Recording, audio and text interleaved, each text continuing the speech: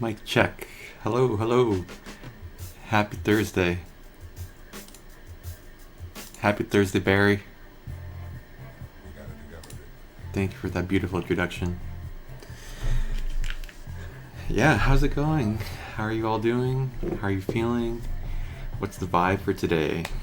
My vibes, my mood is tired. But yeah, I'm feeling good. After that song, I just kind of like feel pumped up, you know? Just kind of like ready to get in there. I busted out the newsprint paper today for a change of pace, and I was hoping that I could use my white charcoal pencil with it for just kind of like a, you know, like new, just to try it, you know. But yeah, unfortunately it doesn't show up. I could vaguely see it right here, but I don't think it's not showing up on camera. So yeah, I mean, I think I'll probably go to the art store soon and pick up some toned paper and you know, play around with some white charcoal. I think that'll be fun. Today we are working on plate number 7.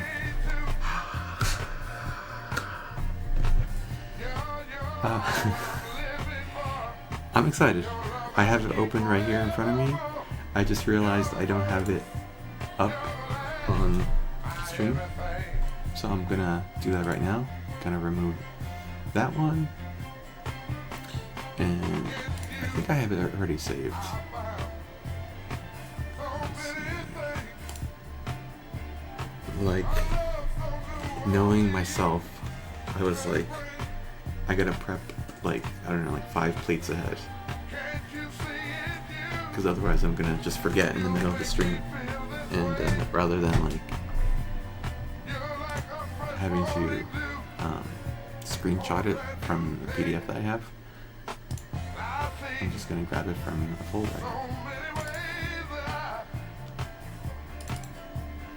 Plate number 7.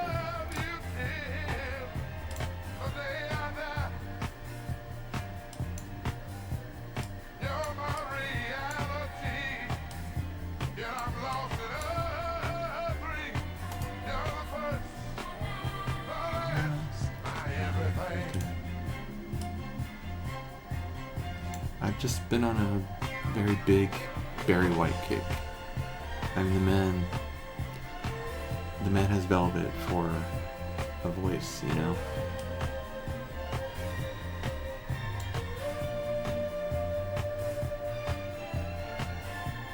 Cool. Yeah, I mean, it's just it's just so good, you know. And this is my song of the month. I'm making it my song of the month right now. Yesterday, I think it was my song of the week, but today I'm officially making it the song of the month. Next stream, who knows, it may be the song of the year, and the stream after that, it may be the song of the decade. Anything is possible.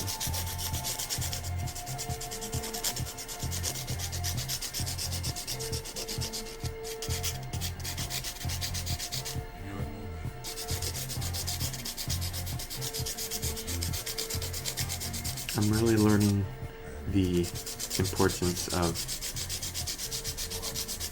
having a very fine point on your charcoal.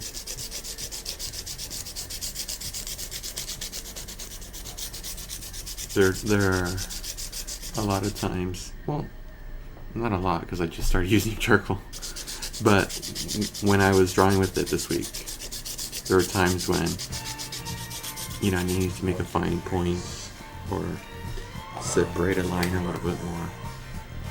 Let me change the music here.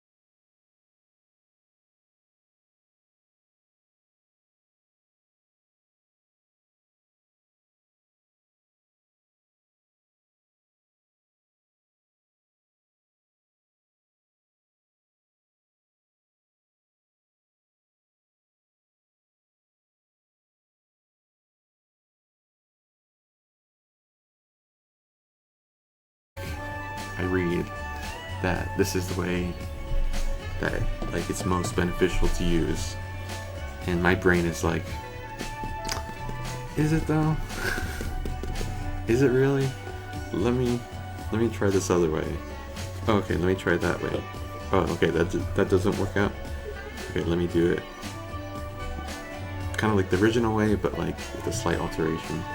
And so I never just kind of like do things right the first time. Like I need to like explore, and then eventually, very slowly, I finally reached the same conclusion that I started off with. But having gone through the journey, I feel like I understand a lot more about the process or the method or the thing or the object that I'm experimenting with.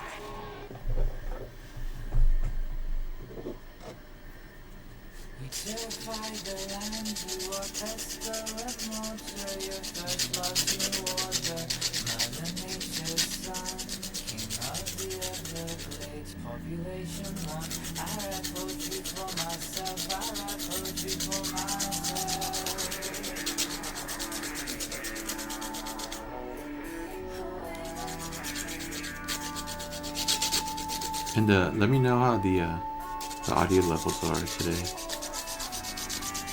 I moved them a little bit, but I tried to put them back to how they were yesterday because she kind of was like, like, your audio levels are perfect. And I was like, okay, I'm just gonna try not to change it.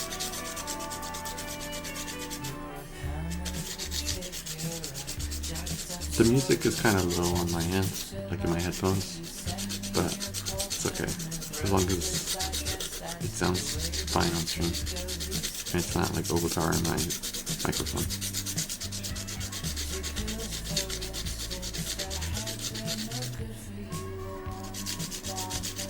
And the good thing about this newsprint paper is that I don't feel guilty like tearing this page off and like throwing away with all this like charcoal and shavings and stuff.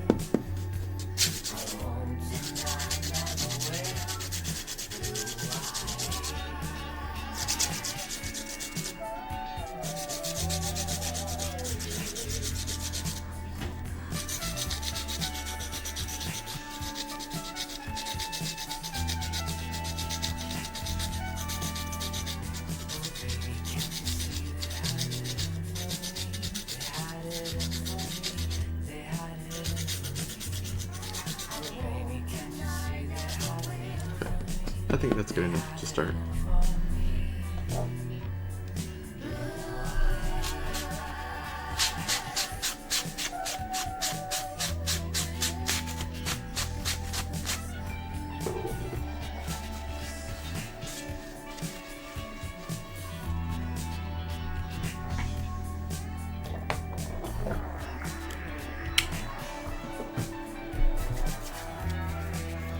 Oh, and also today I got a package that I was waiting for.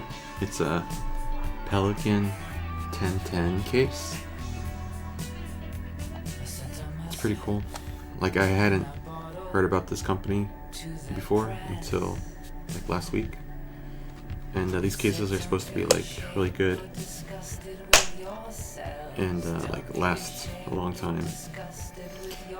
I was intending to like put my like charging cables in here, but it's kind of small. And then I thought, oh, maybe like I'll put some like art supplies in here, but again, it's kind of small, so I don't really have a use for it after all. I may when I buy charcoal pieces, I may just kind of like stash them in here, so it would be like my charcoal case where there's like bits of charcoal, so that might be what I use this for. But I recently started putting my pencils into this case. Let me see it. These are all my art supply pencils.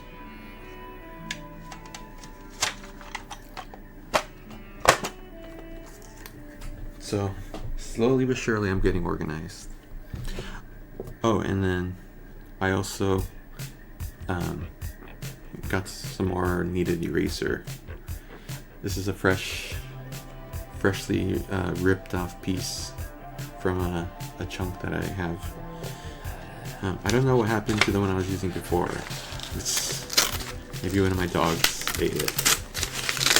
No, I'm just joking. I hope they didn't. Sorry, that was super loud.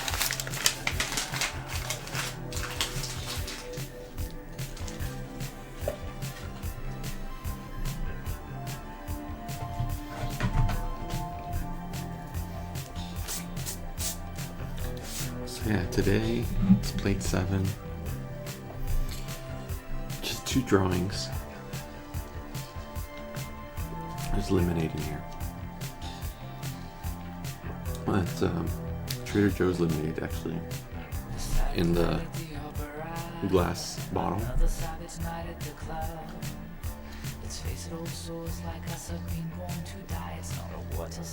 It's like the best lemonade they have there, I think. I think I got some charcoal in my lemonade.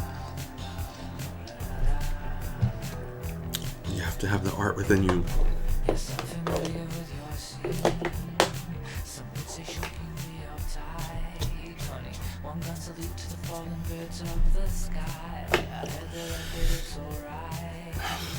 Okay. So we're getting into like, well, we're getting into toes. But toes are kind of like fingers, you know what I mean? There's a lot of specificity that you need to capture in order for them to kind of look okay. And if you don't capture them like that, then, you know, they look just kind of off. So we're gonna just take this slow, but not necessarily methodically. At least for the first time. If I draw it and it turns out not at all how it's supposed to be, then we'll bust out the ruler. But for now, we're just kind of go slow, eyeball it, and see what happens. So we're starting off with the triangle.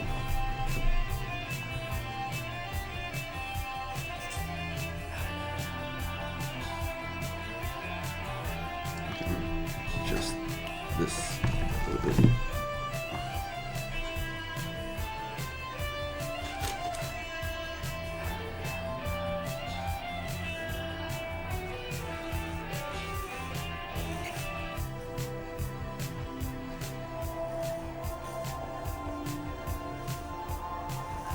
Sometimes I feel myself hesitating to start because I'm afraid that's not going to come out good.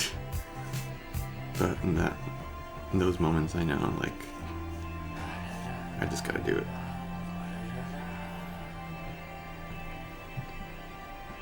Charging cable. Let me get it.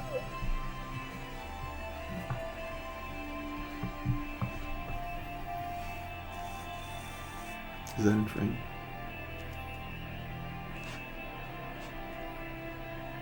Yeah. Okay. Dude, charging cable. You gotta move, bro. Or why don't I? Yeah, there we go.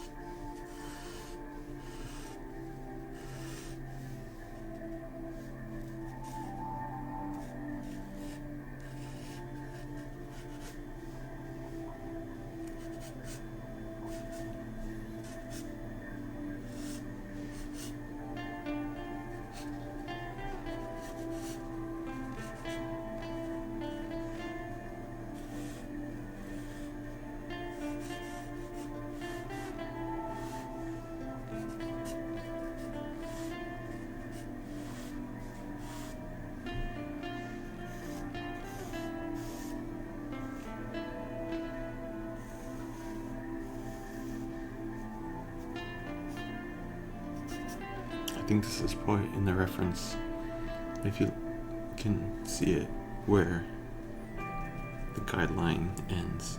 And so I'm gonna gauge the start of this diagonal line is actually more like right here.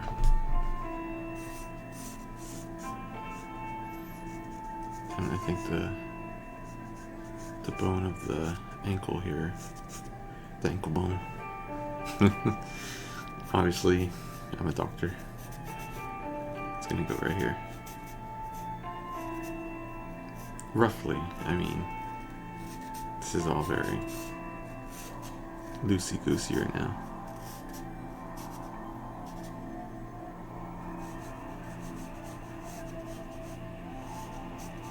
Just trying to get the big blocks.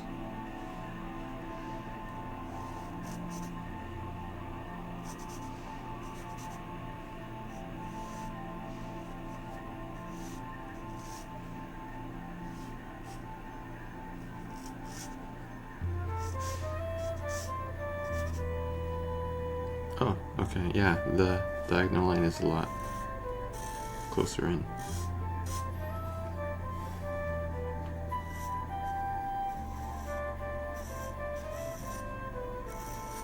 I feel like I have gotten a little bit better gauging the distance between points on a reference. Like, I'm able to gauge the distance between, you know, let me make the reference a little bit smaller.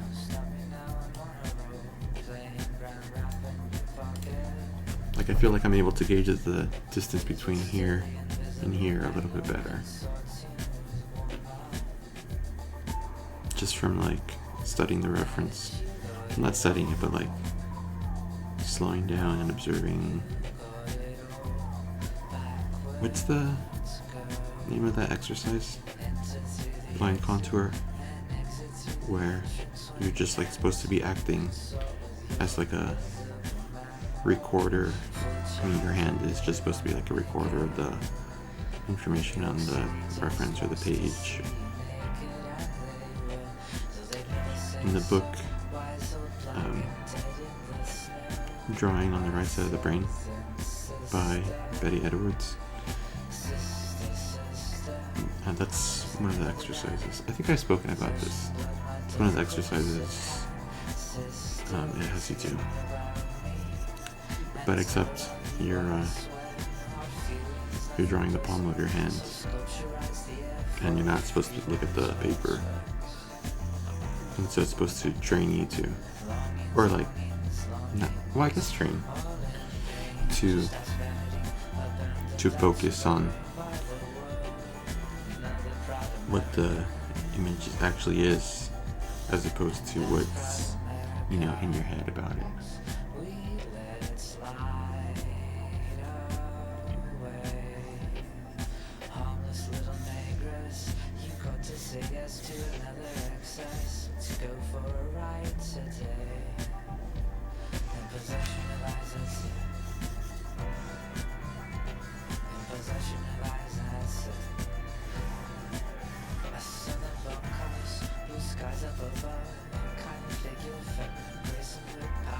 I'm not even sure when I started doing the overhand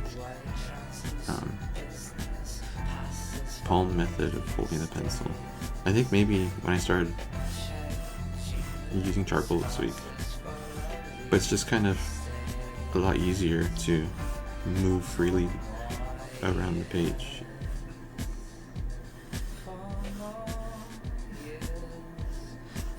Which I think is the purpose, to kind of like make huge strokes on the paper, to kind of like keep yourself loosened up in the initial stages.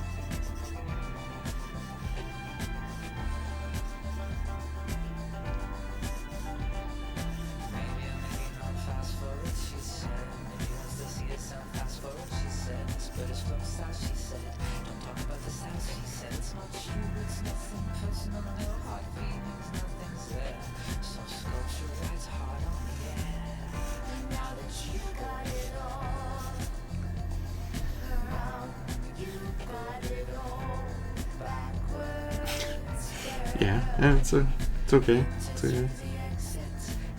We're just starting. We're not activating that judgmental, critical part of the brain yet. This is the creative, exploratory, fun, keeping it light type of stage. We're just exploring. We're not placing value judgments on it. We're doing our best to keep things in proportion, always in proportion, following the lines through, judging distances as best we can, and just having a whale of a time.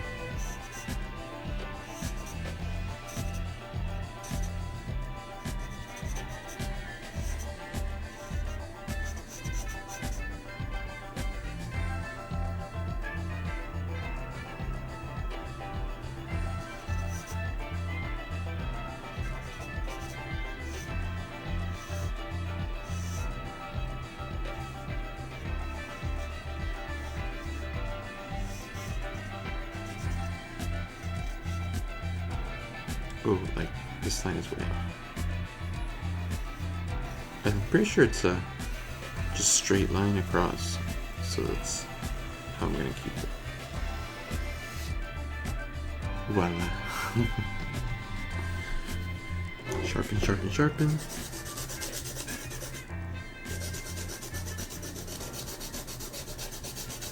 Dude, today I went to Target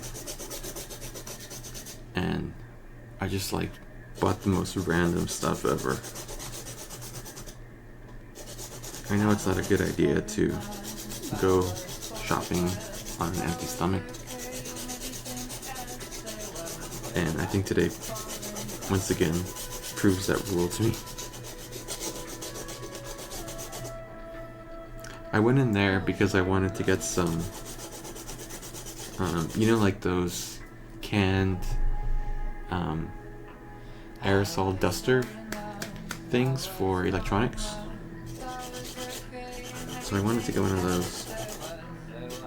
And I also wanted to look for another tin box for my pencils and stuff. And so that's what I went in there for. And I came out with a box of small assorted donuts, a 6-pack of mini Coke bottles, Coca-Cola holiday themed bottles, a bag of sour candy,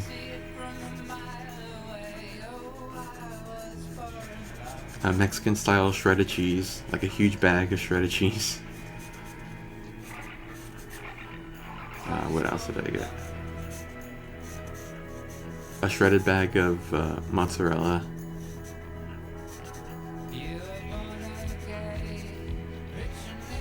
A jug of Arnold Palmer Light. Arnold Palmer Light.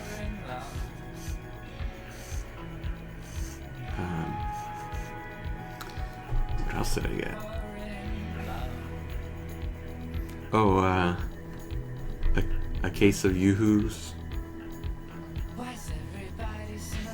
Because I was I don't remember the last time I had Yoo-Hoos. I might as well get some. I mean, I don't regret it, but it's I could probably have done without it, it's not I'm dying and drinking Yoo-Hoo is the only cure available to me. What else did I get? Oh, I got a $1 ramen thing because I've been craving ramen, not real ramen,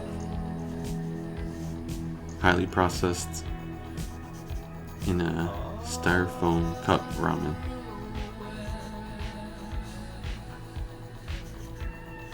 So I actually had that for dinner.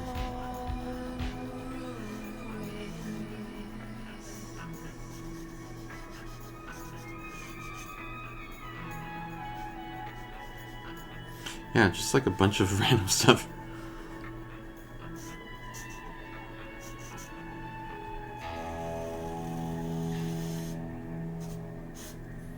The line actually goes through here.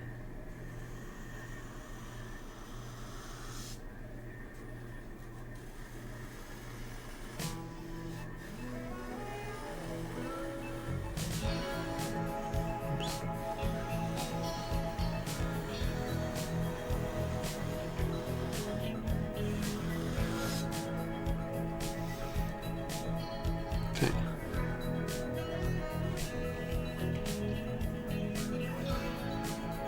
I think this area here is a little off. What is it? Maybe if I shorten this edge up.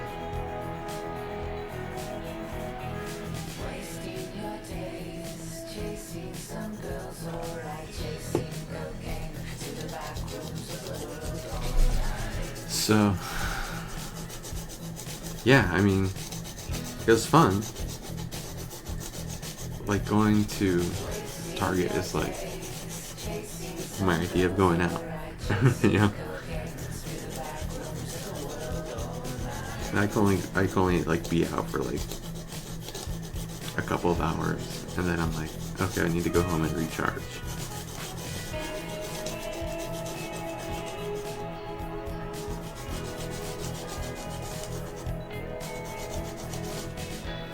They have all their holiday Christmas stuff up, and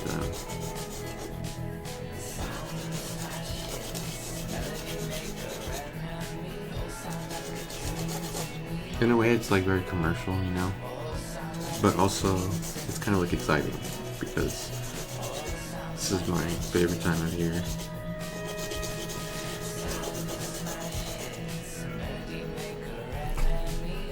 And so it's like, you know, ramping up to the end of the year.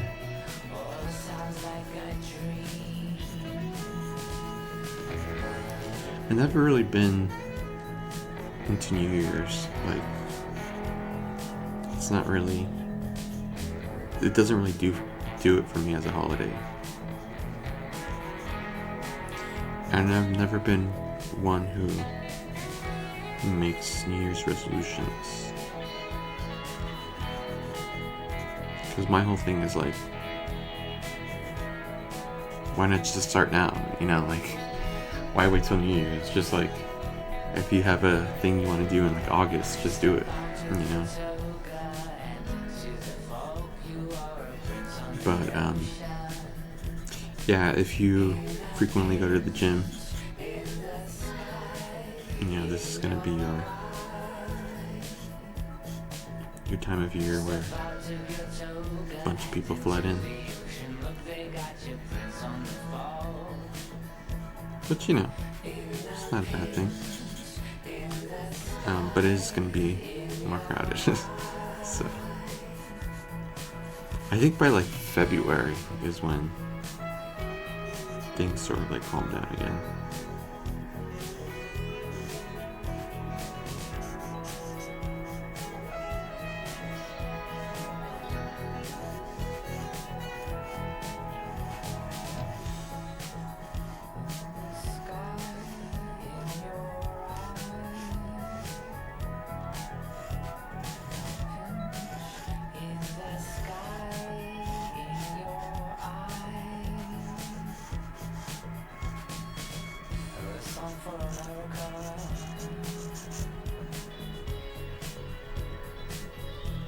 Alright, it's shaping up.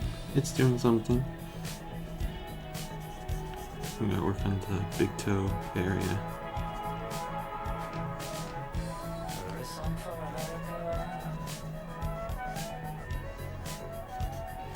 Let me know if you have any New Year's resolutions.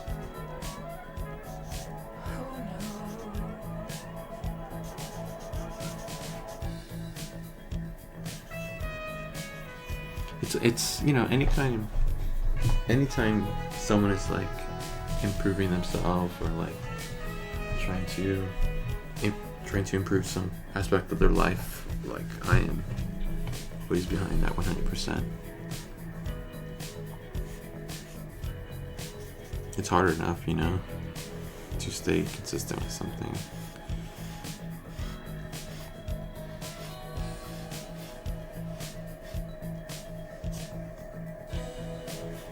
But I am very much of the belief that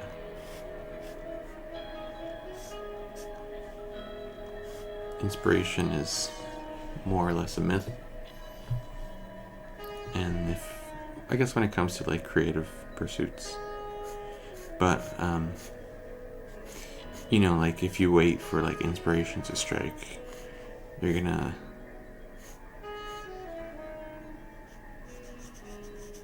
be waiting a long time.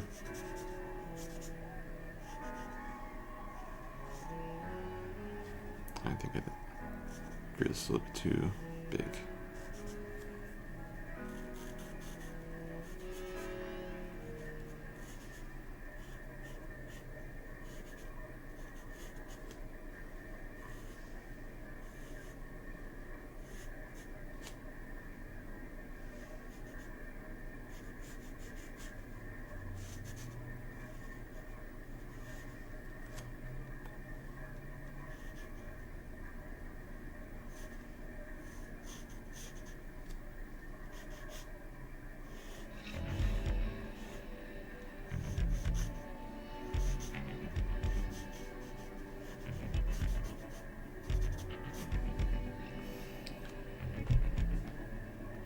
How's that looking? I think... Okay, there's a few things going on here. So this should actually be like right here, I think. This should be a bigger portion. Helps to look at the monitor. It gives me a better perspective. And then this should be like right there. So yeah, I just drew this too small.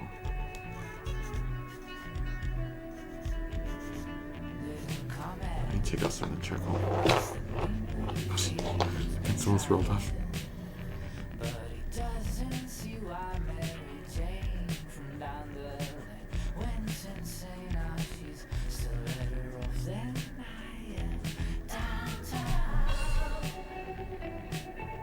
Yeah, I think that looks a little bit better.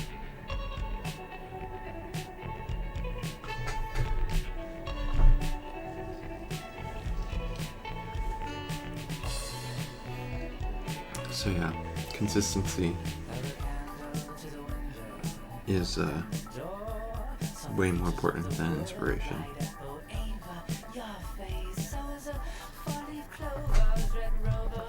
Because inspiration is like, it's like a passionate romance, It's very intense and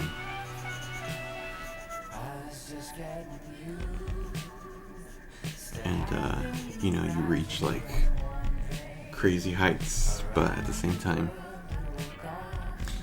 it usually burns out quickly. Whereas consistency is like a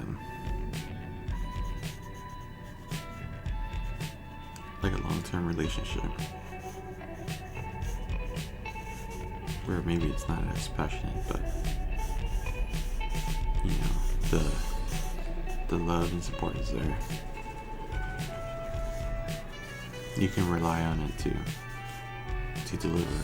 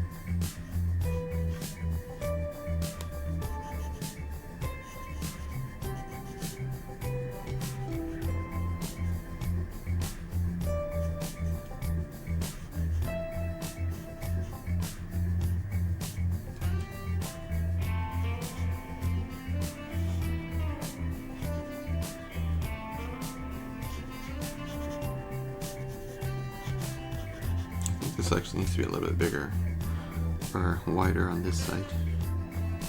Why not? You know? We're still in the experimenting, exploring. You know, this is my drawing. I could do whatever I want. I could do whatever I want with it. That's the really fun thing about art. Oh. Well, where did I put it? I found some objects that I wanted to test. Are they in my pocket? No. One of them is a staple remover that I thought would be cool to try to kind of like move around the charcoal.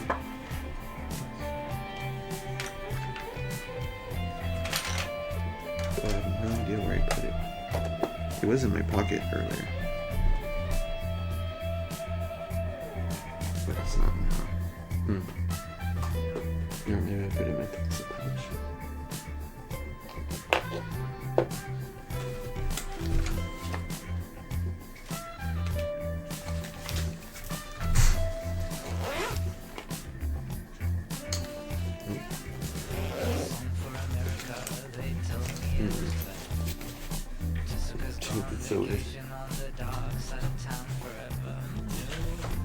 Okay, well, whatever. I'll try it. Maybe I'll look for it later.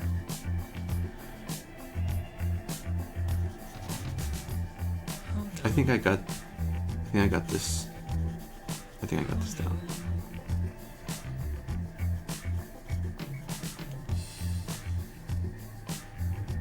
Yeah, I think that looks a little bit more accurate.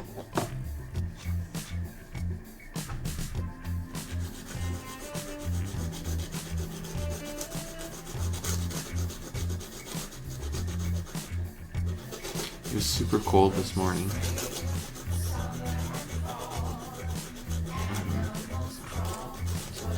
And I had forgotten to turn on the heater. So when I woke up, I walked into here in my living room. And I felt like I walked outside. I mean, it's not like I don't live in a place that snows. So it never gets super cold. But it's almost like exciting because I feel like we've been trapped in summer for so long.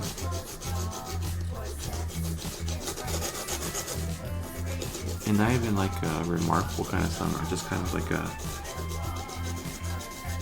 meandering, like when is this gonna wrap up type of summer.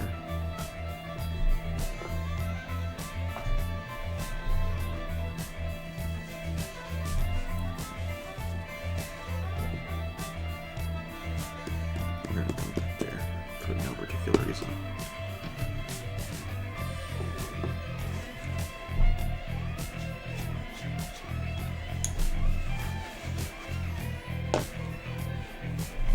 Okay, well, I'm pretty pleased so far with how I've gotten this mapped out. The only kind of like problem area is like this corner. Like I don't think I'm really hitting the mark on it.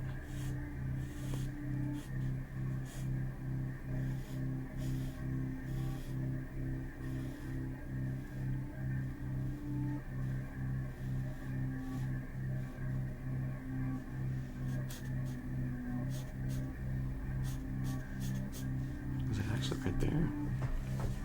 It's like a lot closer than I was drawing it.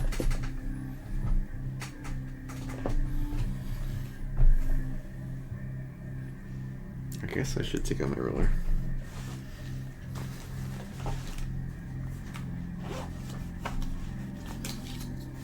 Just to take a look at the angle.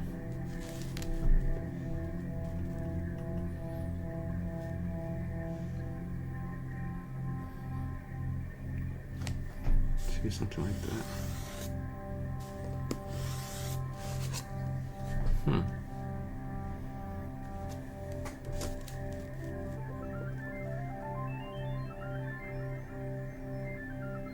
I mean, I'm assuming that the reference line doesn't curve or anything.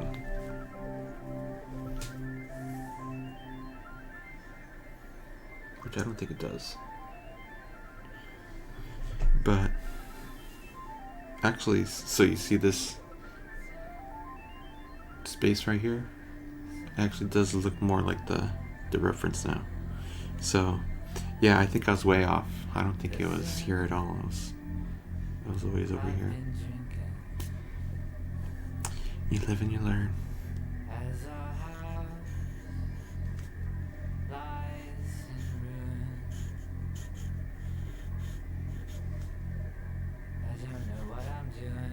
Dude, I'm just piling up the charcoal here.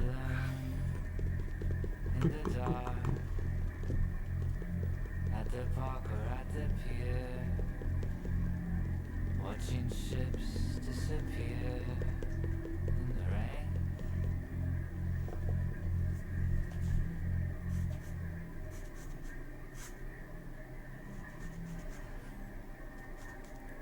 I'm gonna try to wrap this up before the end of the hour.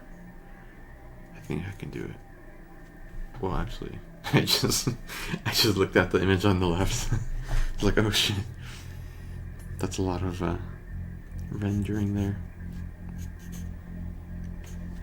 I can try it. I'm not gonna say I can do it, but I can try it. And that's like 80% of the battle. Just not thinking about it.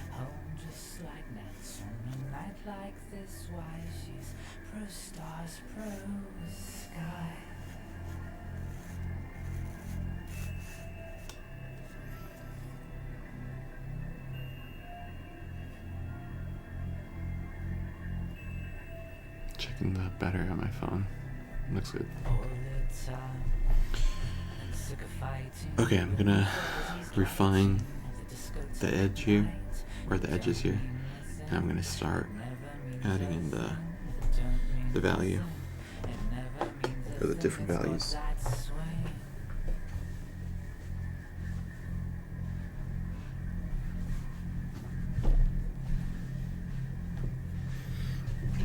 Oh, by the way, this shirt I'm wearing is like one of my favorite shirts. I don't think blue looks particularly good on me. I don't think it really goes with my skin tone. Even though I wear blue a lot. But what I love about this t-shirt is how like simple it is. I don't know if you can tell on the camera, but it's like blue and white horizontal lines, stripes. Because I was like, is stripes just up and down? But no, it's like horizontal too, I think.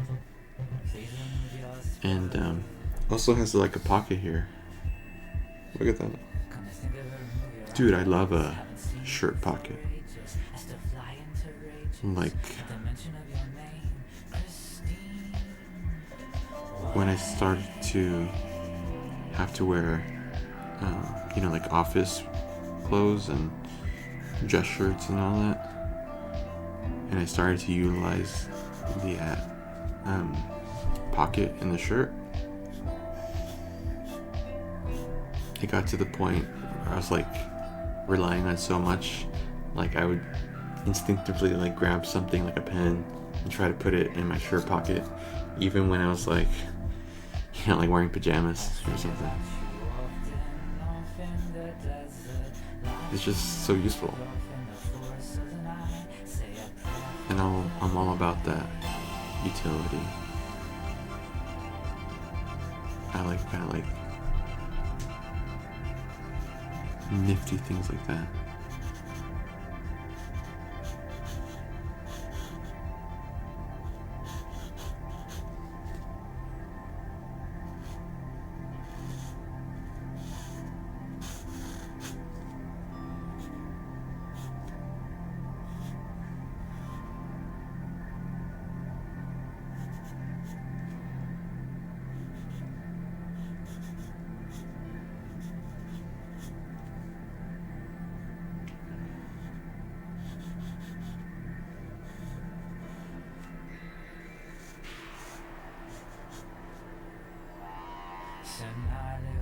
It looks a little too narrow. I'm still slinging mud at the towers all the time. I took a wall and threw up in an English garden.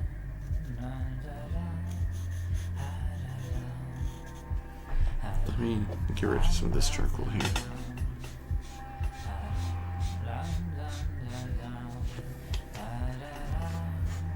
I really should have a clip here. I don't think I do have one. I decided to hold the paper.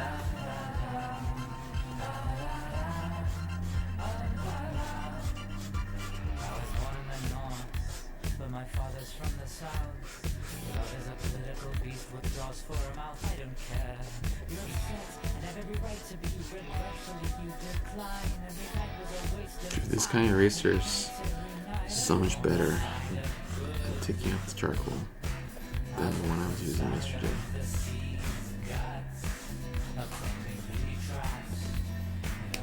It's kind of like gummy eraser. Oh yes, it was paradise. The tide comes in and the tide goes out again. I suppose this is the kind of thing you see every day. The tide comes in, the tide goes away. Oh, the tide comes in, yeah, the tide, yes, the tide. I'll ransom no good on the night sky above. Reminds me in particular about this wine I love. Like a bunch of peace, better off dead.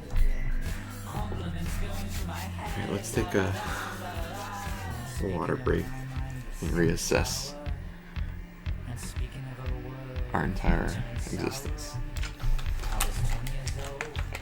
Or the drawing, at the very least. Oh, I also have a banana I forgot about. I'll have that too.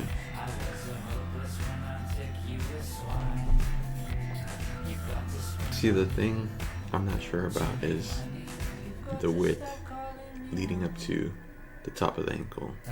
Just kind of looking at it in the monitor, it seems like this distance from this side to this side is narrower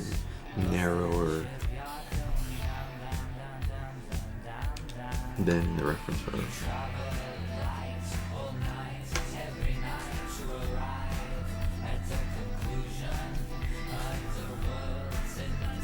So we'll see.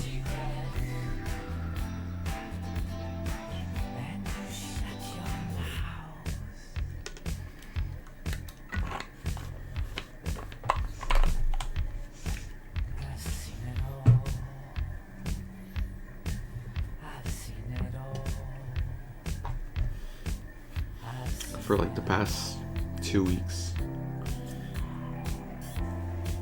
I've been having more or less the same thing for breakfast, which is a banana milkshake with Ovaltine.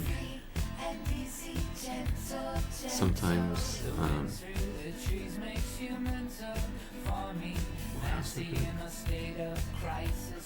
sometimes cereal. Like I'll blend cereal in there, like nutty cluster cereal. And the other day I put some chocolate chip cookies in there, and I'll just like dump a bunch of milk in there, and just turn on the NutriBullet and see how it comes out.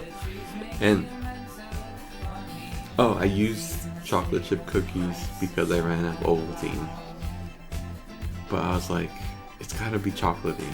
Otherwise, like, I'm not gonna eat it. So I put the cookies in there, and it did work. It did taste like chocolate. So that was a success.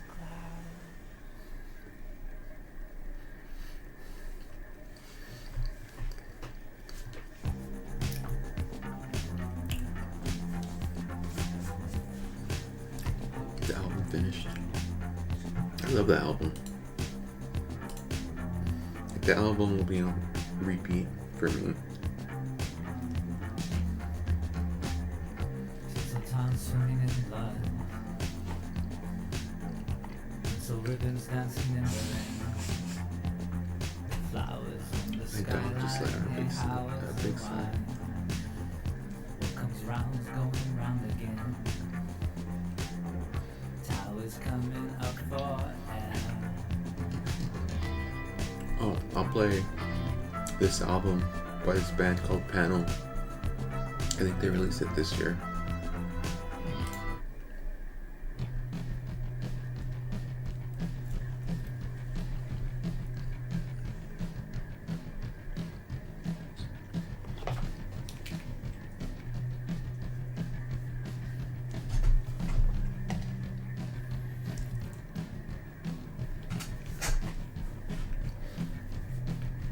Everybody knows that the place to start is before the end, before the part where you began to go, but you didn't even know it was the start of the lights out stare.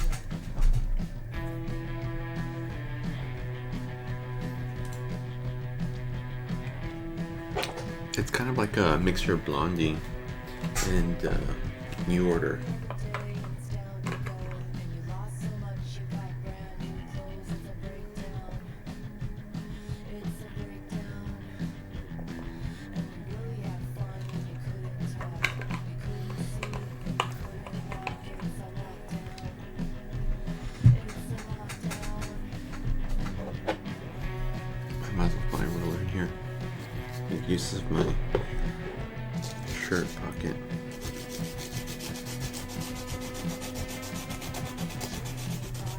Looking sharp, and she brought champagne just to play the part. So you went along, said you're great, you're hoping everyone will go away until you're all good, and the party's done, and everyone lines up for the final run. So it's 5, 6, 7, 8, 9, 11, 1. Like, that's such a New Order riff, you know? The guitar riff.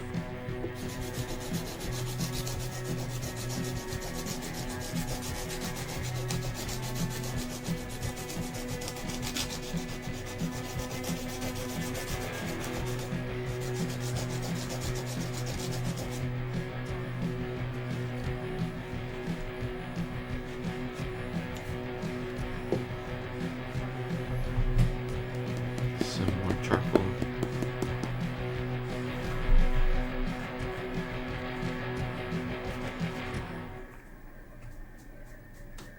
Should just dust it onto this. Why not?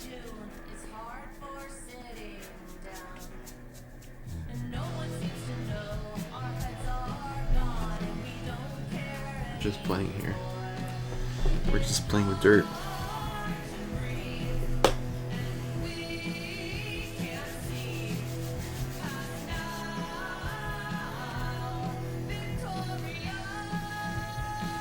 We're just having a good time with dirt. Okay.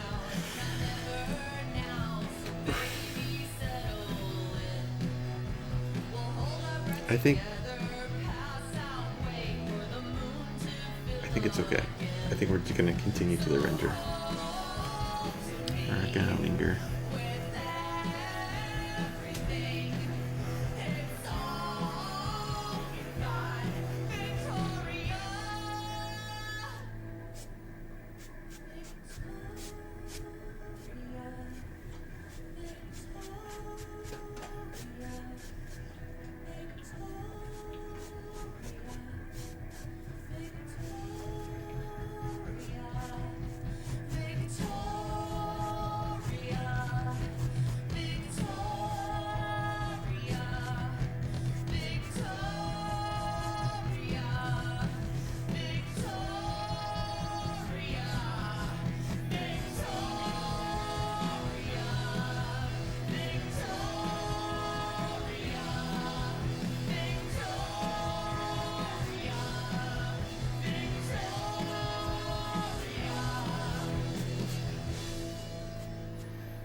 This is gonna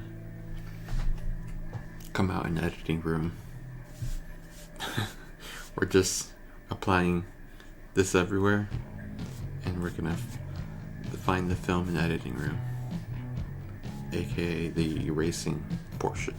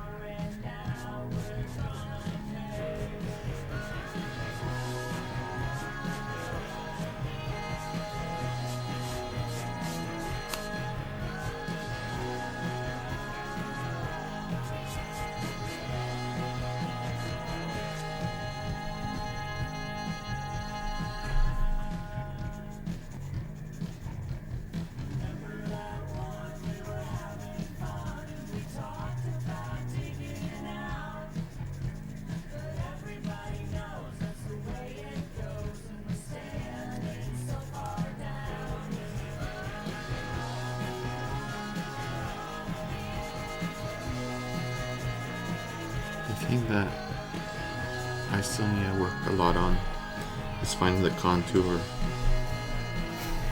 Why did I say it that way? I was trying to say it in French. Contour. I don't know. That probably is a French word. But anyway, trying to find the contour of like shapes, so that I'm able to render them more accurately. Like, imagining the top of this right here being kind of like a curved line, and then wrapping around the angle here like this.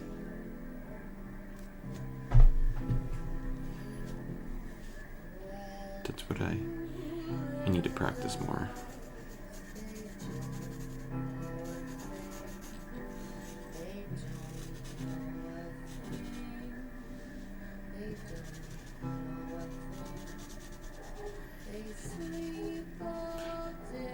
Actually, this rendering isn't too bad.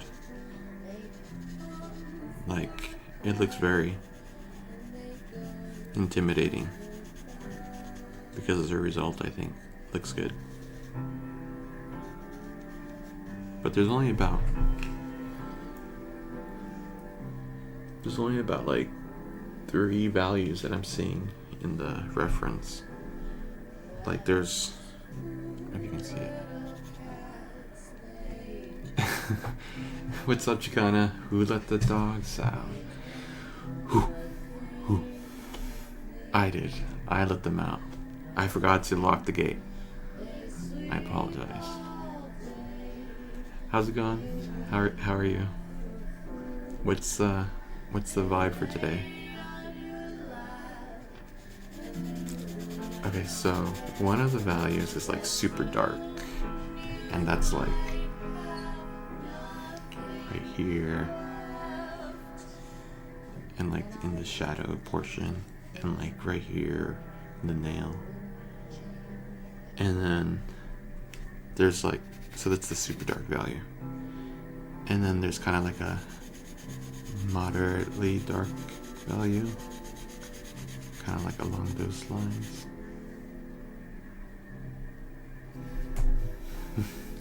Chilling in my burrito blanket. How are you? I'm good, dude. Thank you. You sound very cozy, like you're just hibernating. Yeah, I'm doing alright, I'm doing good. I'm just playing with charcoal, honestly.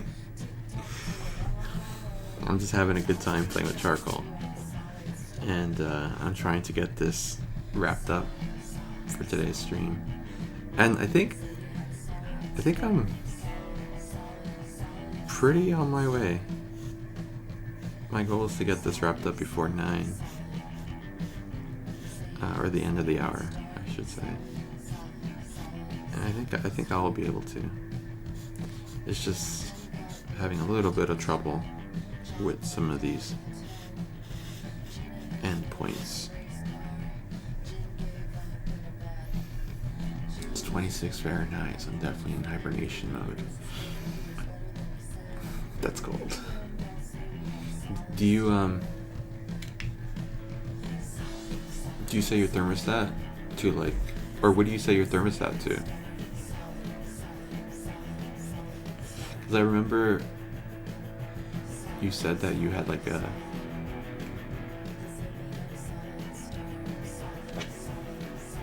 there was something about how you heated your house, right? Like you used like, I don't think you used wood, but like it was something else like that. My thermostat is basically always set around 68. Unless it's very, very cold. Yeah, 68's good. I have oil heat. Yeah, that's what it is. That's what it is. Yeah, 68's good. I don't know what it is right now. It got into the high 40s here, so nowhere close to 26. Yeah, that's cold.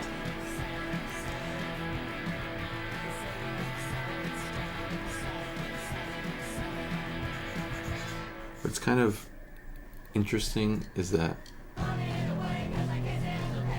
like where I live now is a little bit different as far as like temperature, and I feel like I could like feel my body acclimating in like real time, because like this kind of weather now, like a few years ago, like I would be like wearing a jacket and like a beanie, but like I feel like my body is like acclimated a little bit. High 40s is cold for you West Coasters. Yeah, it is actually. It's like a news event if it gets in the 40s. If it dips into 10s or below. That's crazy, dude. I will raise the thermostat to about 70, 71, but literally 60 is my jam. Yeah, I've never been in a situation when the temperature outside was in the teens.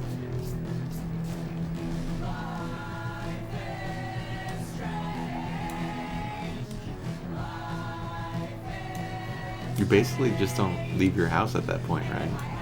You just stay chilling in your burrito.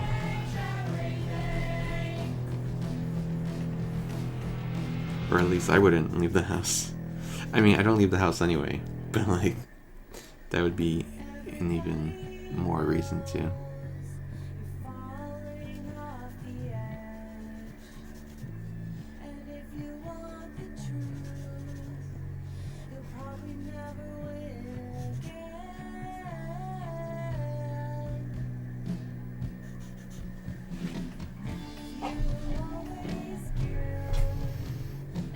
It's fun below zero when your lips freeze up.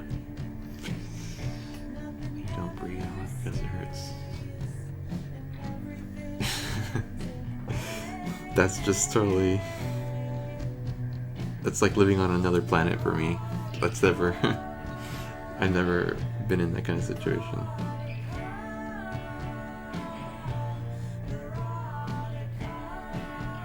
It makes me think of like, you know, like people first built colonies in this country or in this land,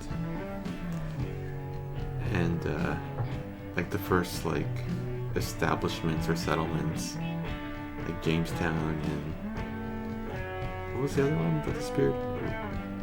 Roanoke in like Carolina, North Carolina. It's like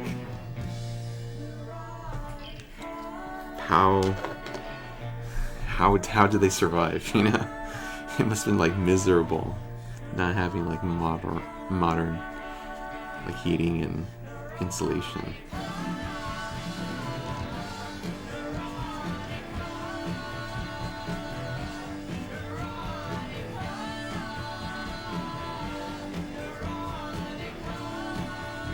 No wonder they were like, you know, the cure for tuberculosis is like, go someplace warm. Go to Arizona, go to the West Coast. I read a book by, well, I didn't read it, I listened to it on audio. But it was called Everything is Tuberculosis by John Green. And it's about the history of tuberculosis and its modern, or its current, states. And it's like still a disease that kills, I think, millions of people worldwide. But I learned that the city of Pasadena was created as a tuberculosis recovery. I guess, I don't know what you'd call it, like a program, like a recovery program. I don't know why I was erasing these. I was looking at the line reference. Yeah, I don't know. Yeah. Fireplaces work surprisingly well. It's when you don't keep the fire going that's a problem. I've only used a fireplace in my house one time. The house I rented, I tried to use a fireplace in place of my heat. And as long as it was on, I wanted to sleep down. This would be 50,000. Yeah, it'd be chilly. Although 55, if it's 0 degrees outside, that's like, oh my god, turn down the heat. We're burning up in here.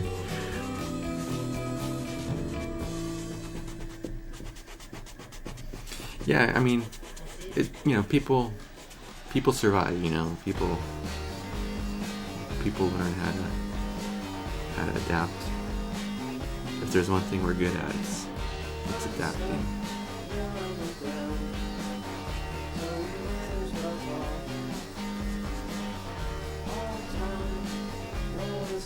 Yeah, they built porches on houses to keep people away. Oh, interesting. I didn't know that.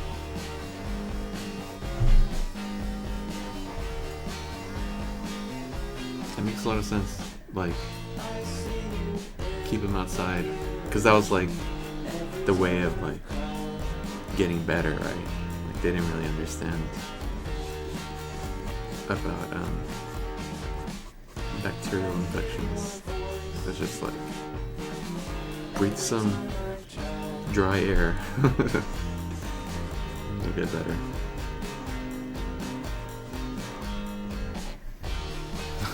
Now we're actually probably woke up. Yeah, that makes sense. But yeah, the fireplaces, they seem like a hassle to maintain and upkeep, but at the same time, like, being warmed by an actual fire is just kind of like cool, It's like when you have like a bonfire, there's something very cozy and deep down in our human bones and DNA, we just are attracted to fire.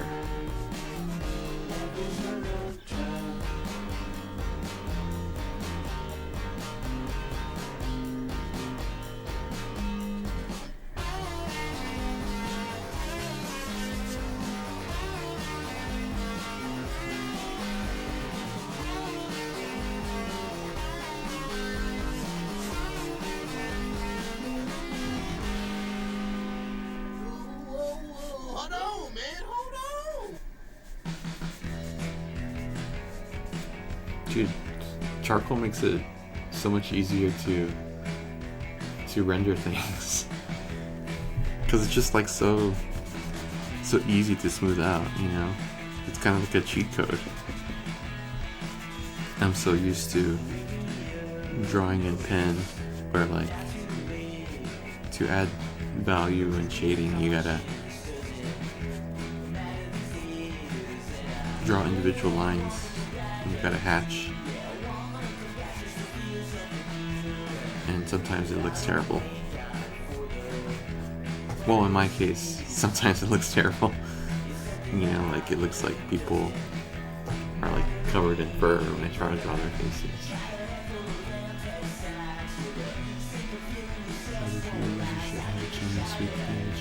Particularly depending on how much you use it, but otherwise it's fine. It's just a lot of stuff in the fire that you should add logs throughout the day.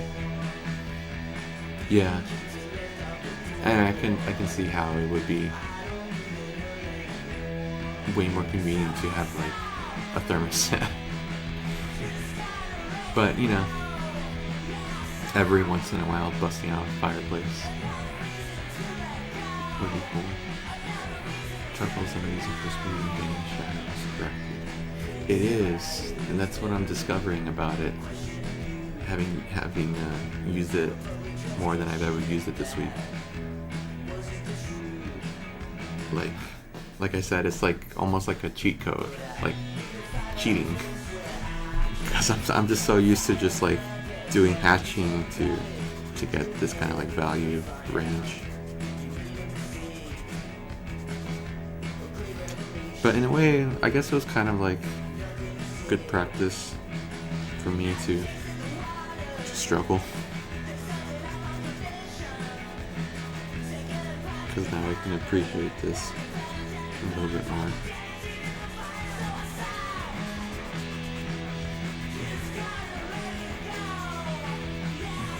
And I like using the eraser as like a drawing tool, you know, instead of something to just fix mistakes. It's like in something like this, using it to chisel out the contours and to find the shadows, find the boundaries of the shadows.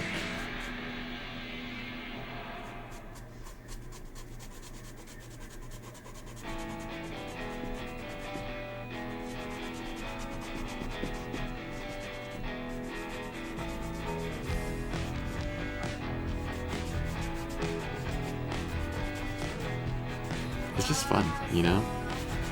I'm having a good time using charcoal. I don't know why I was so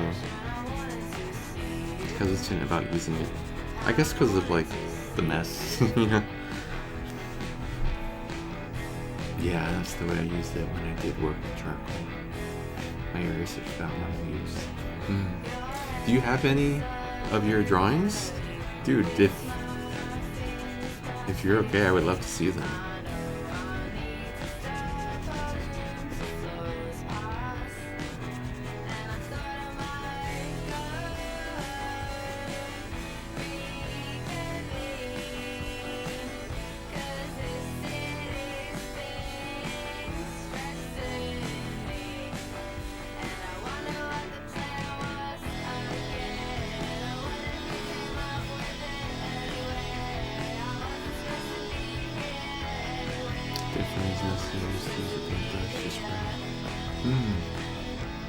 Did you use charcoal powder?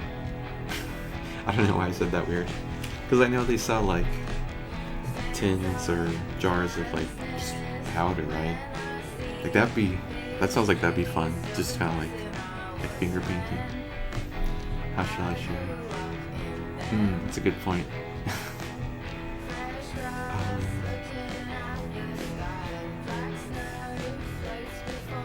Yeah, what would be the most convenient way of showing it?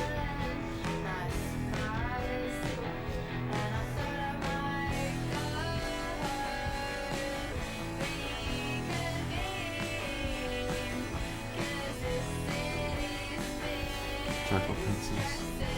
I would use the darker pencils and spell pencils. This is a 2B. I have a 6B. But I kind of thought that would be a little bit too difficult to work with. Yeah, 6B. And it's not sharpened. But I don't know, it seemed like it would be more difficult to work with it since it was softer. But now thinking about it, I think that's probably the opposite, right?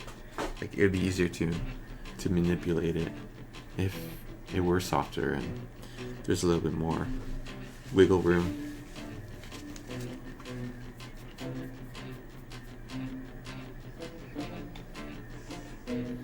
But you know what? I am gonna try the 6B because I want to experiment with it.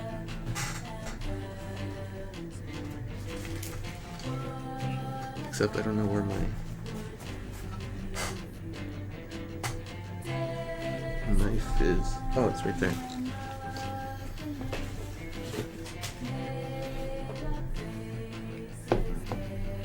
Yeah, you have to find the pencils that work best for your method. I also have to find my method. 'Cause I don't really have a method right now.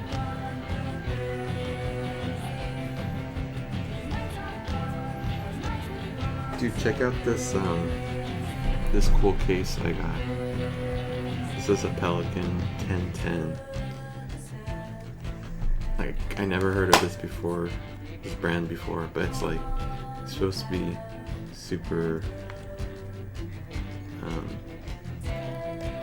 heavy duty and last you like years. I was thinking of like putting like charcoal pieces in here, because I think I want to buy just pieces of charcoal. This goes to the pencils, just to play around with, you know.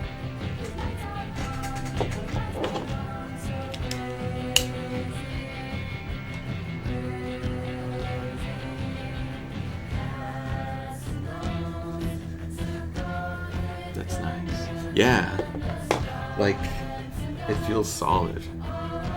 Like I feel like I could like throw this and like it won't break. It's also made in the US, which I like, not because I'm like super patriotic, but I kind of feel like US made things are a little bit more, they usually are more durable as opposed to like a lot of like the cheap junk that is made in China, you know, because like most things are made in China.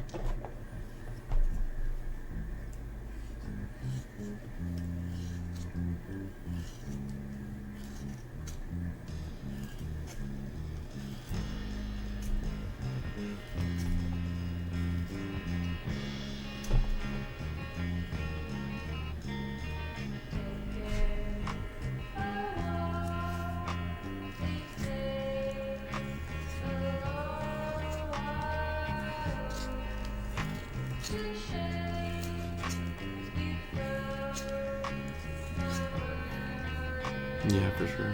Yeah.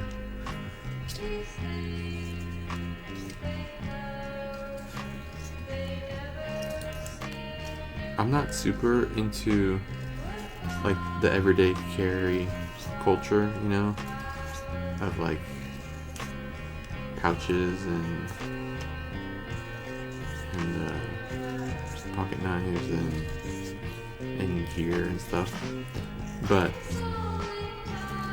I do appreciate very well made objects, and we'll seek them out because I like buying for life, you know, so I don't have to buying cheaper alternatives.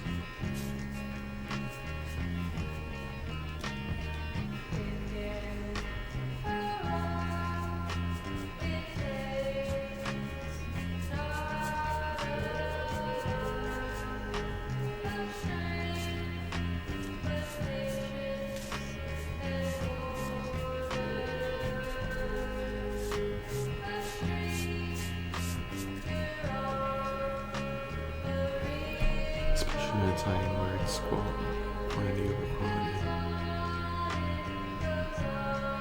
Yeah, it really is. Especially when it comes to like, again, like cheap stuff made in China. It's like, it's just like, they'll give you a whole bunch of crap, you know, for like $2, and it's like, not high quality. It's not gonna last you a long time. Oh hey Alec, what's up, dude? Unctuous. How was the movie? Did you cause you were gonna watch Five Nights at Freddy's today, right? I think you said Thursday. Did you watch it?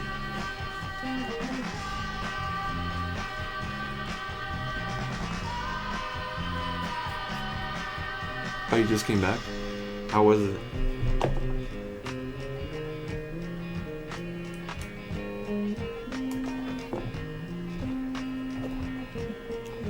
Chica and I were just talking about buying good quality objects and working with charcoal.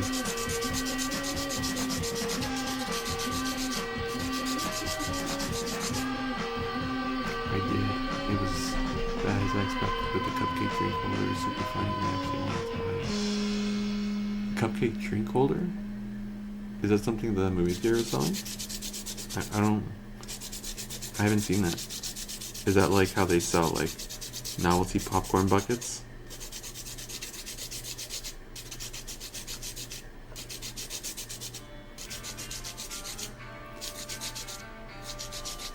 Yeah, Chica's cupcake. What?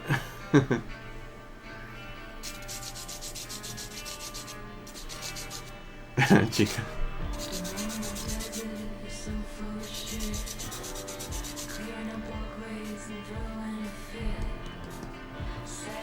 Chica the duck, don't talk about my cupcake.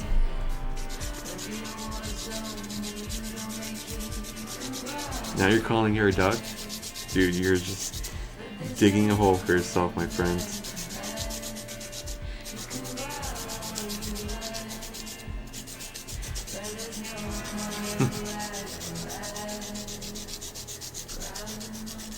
Were there a lot of people?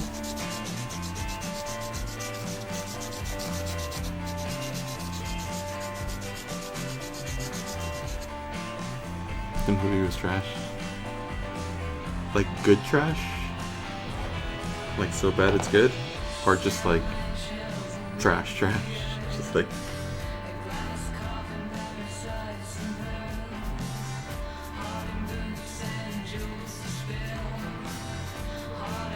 Oh yeah, Chicana, you were talking about the brush. This is actually a makeup brush. It's an elf fan brush.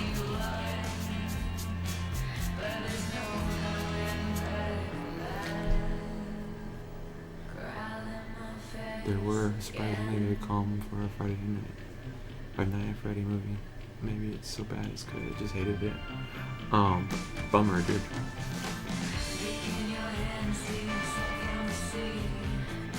There's only one movie I've ever like walked out of in the movie theater because it was just like so bad, and that was X-Men Dark Phoenix with Sophie Turner. I don't know why. I actually don't remember why I thought it was so bad, but like it was literally like I could not tolerate sitting there. Even like closing my eyes, like I could not tolerate listening to the movie. And so like I actually got up and walked into the lobby because I was with someone, so I couldn't just leave. But yeah, I like was hanging out in the lobby for like, I don't know, like a good 15 or 20 minutes to like gather my strength again to go back in. It does the trick. Yeah, it does do the trick. Yeah. DIY.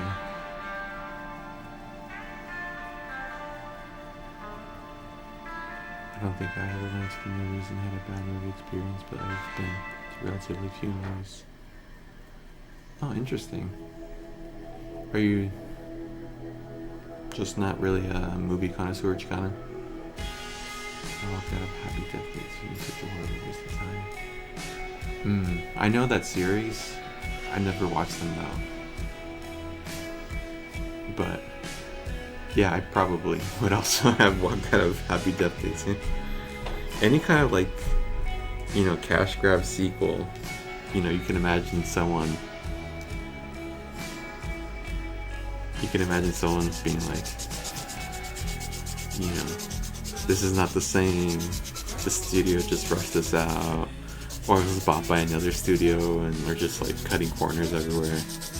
They used to do that a lot more, I think, especially with like horror movies where they're just trying to make cash grabs.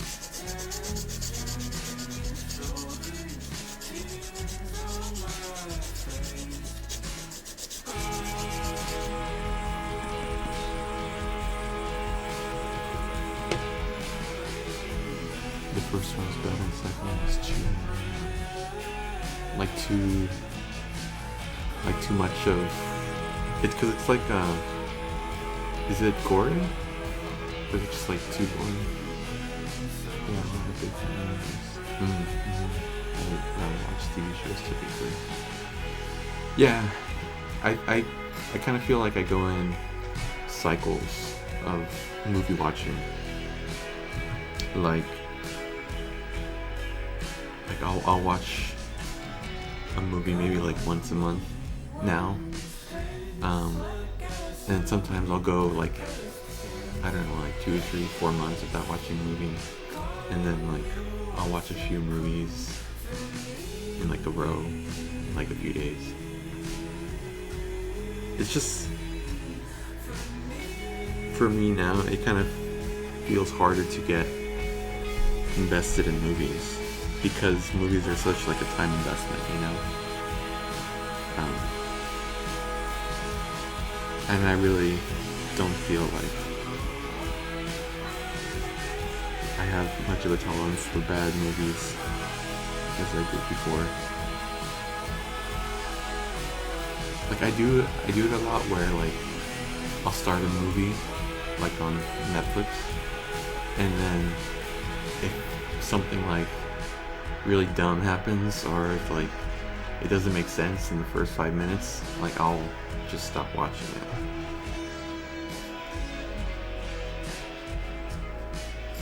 Just because like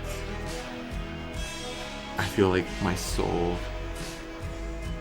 being like vacuumed out of my nostrils very slowly. Blumhouse is a cash grab studio and I really don't like them. They're the ones who've been making like this resurgence of like horror films, right? Nah, like it was too dumb. They cracked time traveling like if they were Avengers.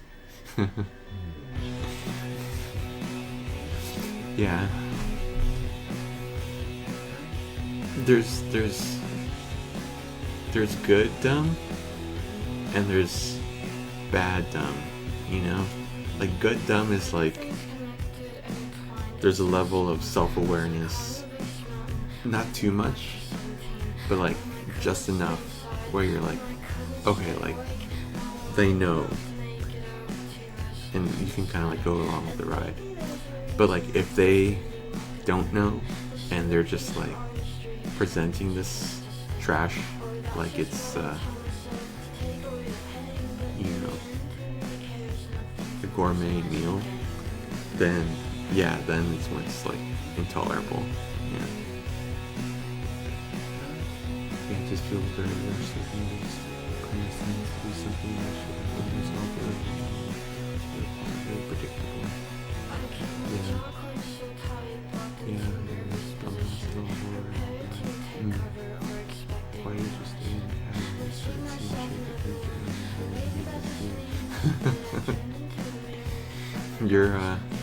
Your survival skills are too honed to kind of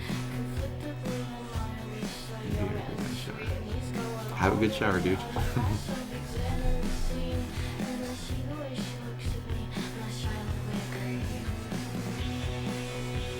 Yeah, I'm actually not the biggest fan of horror movies. Like, it's typically not a genre that I watch, actually. But I understand the sort of, like you said, predictability of it, where it's like you have to set up that their phones don't work and the car battery's dead.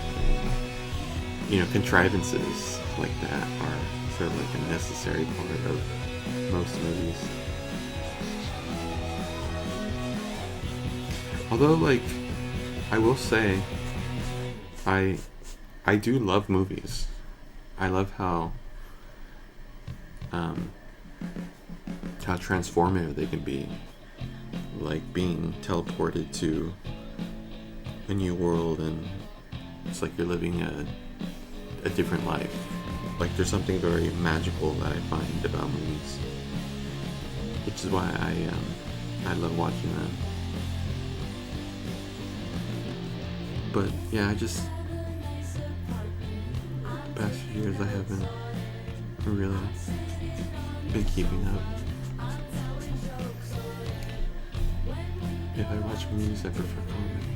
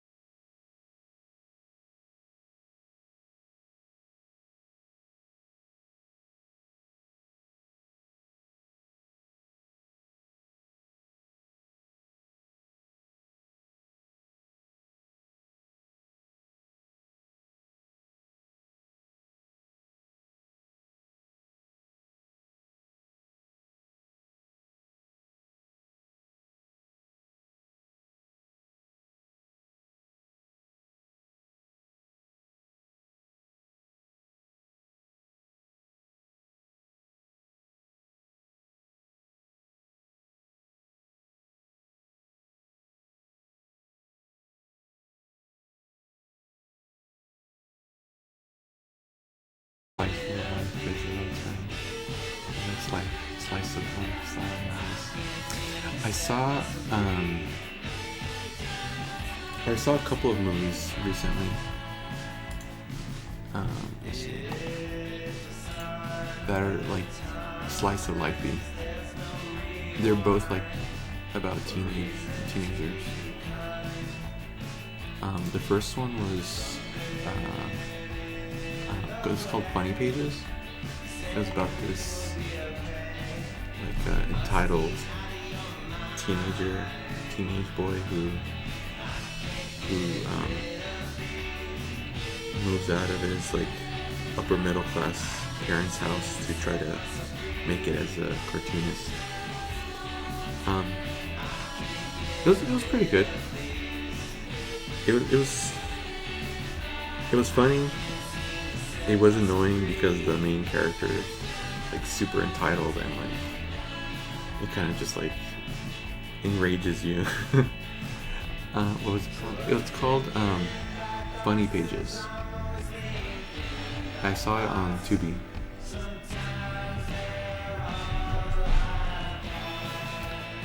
And then I saw another movie this week called I Like Movies. I also saw that on Tubi. And it's about another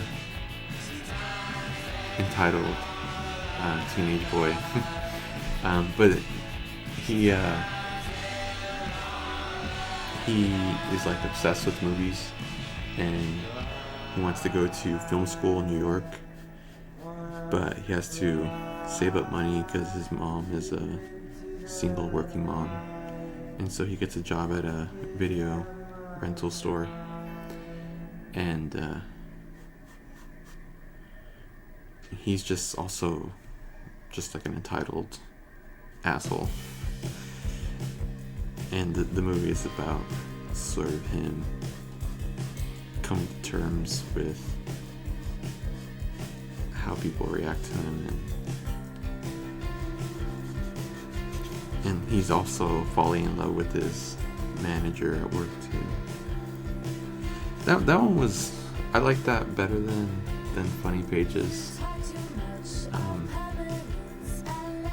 because it was a little bit less predictable.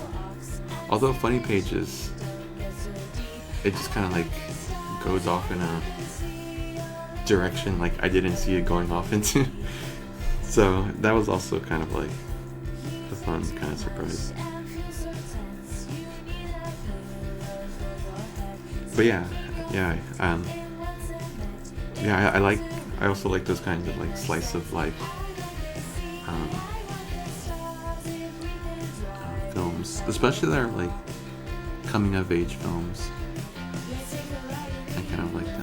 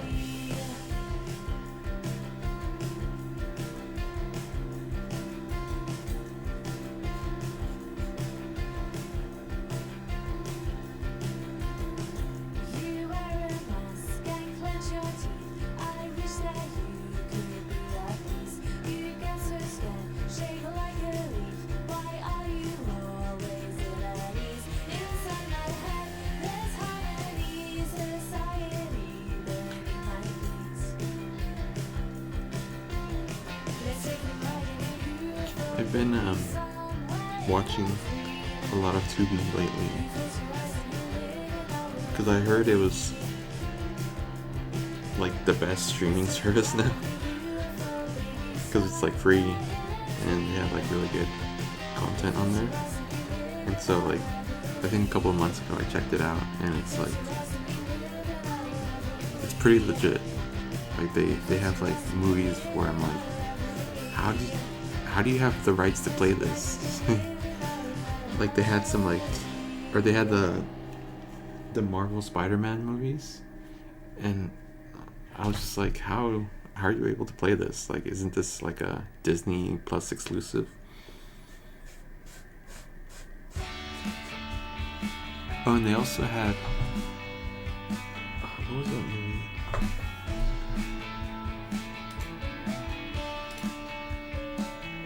It was like it's a new release. Was it Barbie? They have Barbie.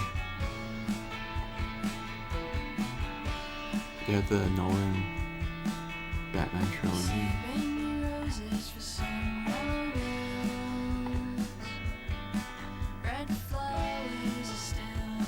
They have like some classic childhood TV shows. Yeah, it's just like I was very surprised that they had all this like actual like watchable material. Give me a good cartoon.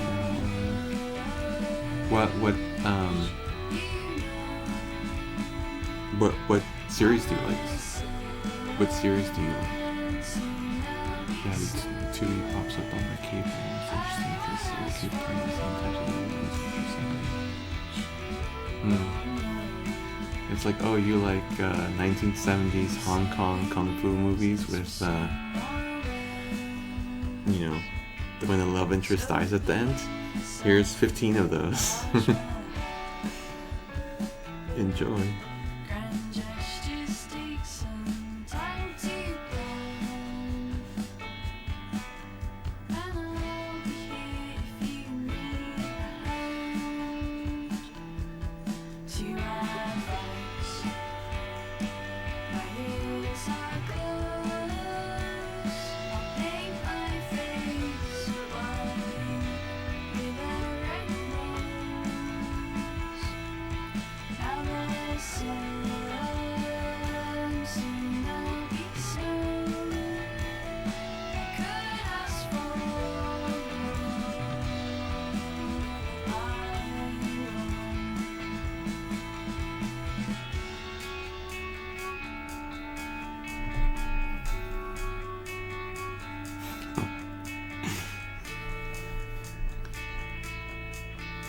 I'm actually surprised myself by how okay this is turning out. I think it's the charcoal, honestly. I think the charcoal is doing like most of the work here. I'm just sort of along for the ride.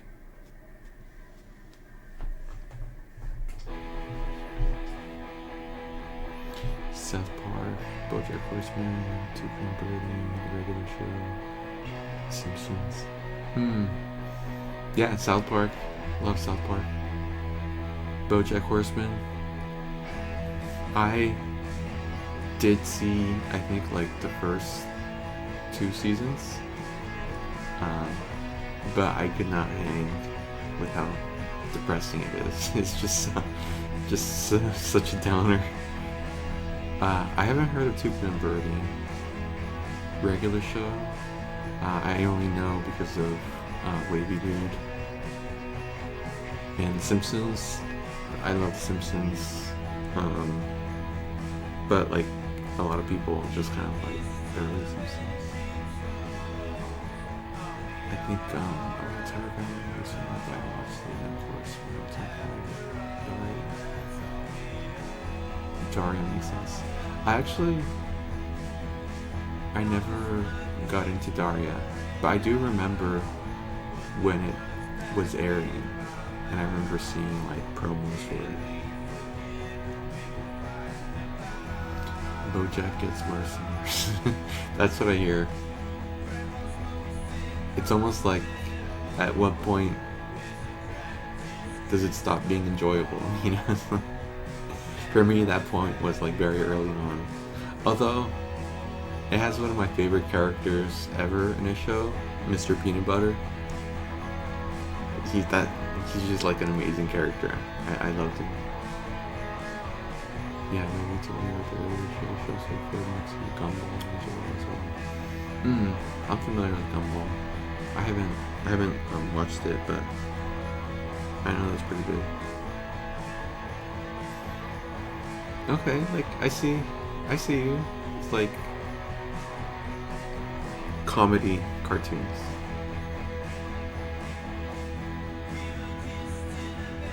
The Bojack Simpson's ballad, Mr. Peanut Butter is so cute.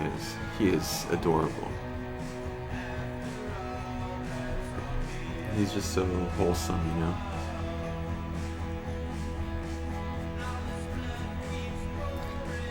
F for Family is pretty good too. And my old school Hey Arnold. Old school Hey Arnold, love it. Used to watch it too. The jazziest kids show you'll ever see. Yeah, that's a great show.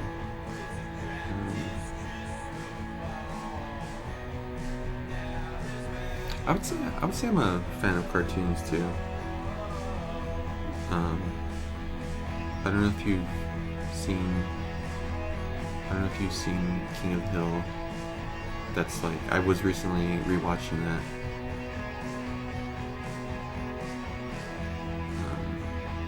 Actually, I think I was watching on Twitch.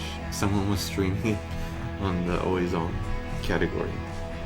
There's a bunch of like old TV shows that were being streamed in that category before Twitch brought the hammer down. I had the soundtrack of Hey Arnold somewhere on my PC. I can imagine it being good. Hey Arnold. This game was great. It is. I feel like people don't usually put it up there in the spot that it deserves. But like in like some of those, not like the first season or two, but like in like around season 3 or 4 or 5, like some of those like episodes are like fantastic writing, fantastic jokes, really good premises, solid character pieces, and the sort of thing that I always thought was very cool about King of the Hill is that, like, as a character, like, I don't think I would like hanging out with Hank, but like, he's like characterized so well that you actually do like him on the show, you know? He's just made to be endearing, which is like really hard to do, I think. Started off on an even plane, smooth out my mind. What I don't know, I don't wanna find. Yeah, I should have definitely put that way up there by set. I forgot. Yeah, no, yeah, it's like, if you were to ask me to name any movie I like, I would not be able to. It's just like, you know, you don't always have like your top 10 off the top of your head, you know.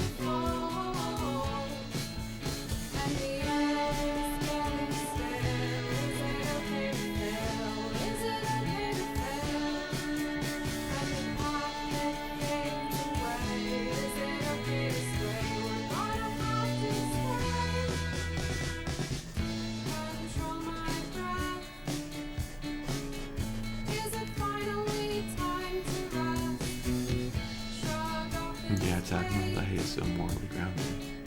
He is, and I think that is what makes him so endearing. The fact that he has a clear moral compass, and you know, most of the time it's the world around him that is kind of like crazy, you know. That man sells propane and propane accessories with such vigor.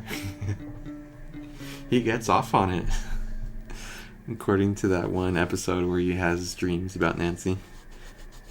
He literally gets off on it. You know, something for all of us to strive to. to be that into our jobs.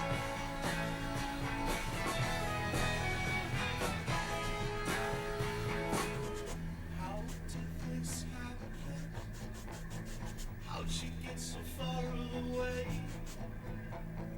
Used to make my head so heavy. Used to take my breath away. I get lost inside my head, start spinning. Wondering if you'll ever hear my shaking. You don't understand, my whole heart's on a frenzy. So I know it when I catch you. He really does. Yeah, I remember that episode. Dude, there's just so many memorable gags in that show. Like, one of my favorite ones is when Dale hires Octavio to spy on Hank, and we see Hank leave his house, and we see across the street Octavio sitting in his car watching Hank, and then across the street again we see Dale in his van watching Octavio. And then he's like, Octavio is leaving a trail of evidence, it's time to take him out. And we see him reach over to the glove compartment, and like there's a gun there, and then he moves it aside, and he grabs like a pad of paper and a pencil, and he's like writing a Dear John letter, like, Dear Octavio, this is the hardest letter I've ever had to write. There's just like super clever gags like that.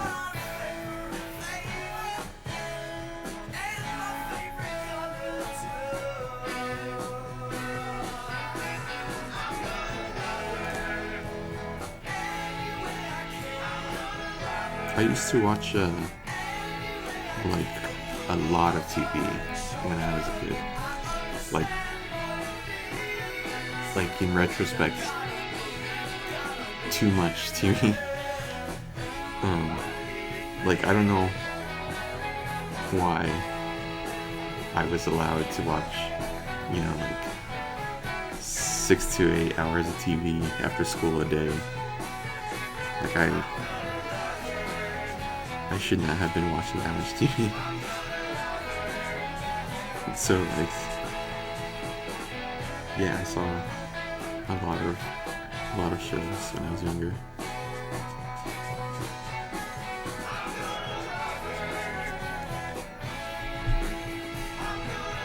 The Chuck Mangione references throughout again. Brad is playing Trump at Walmart. Oh yeah. In the episode where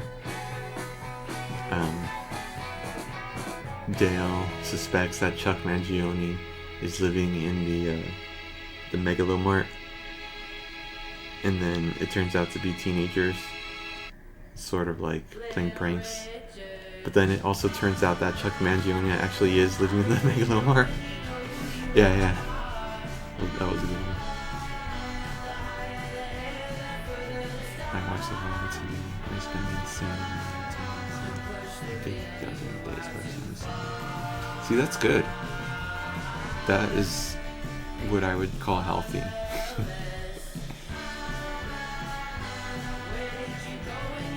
Being outside is what kids are supposed to be, or where they're supposed to be most of the day.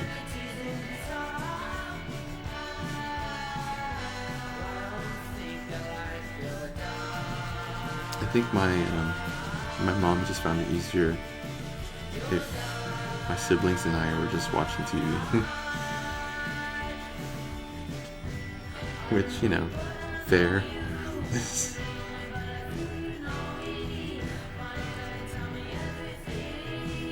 And it's also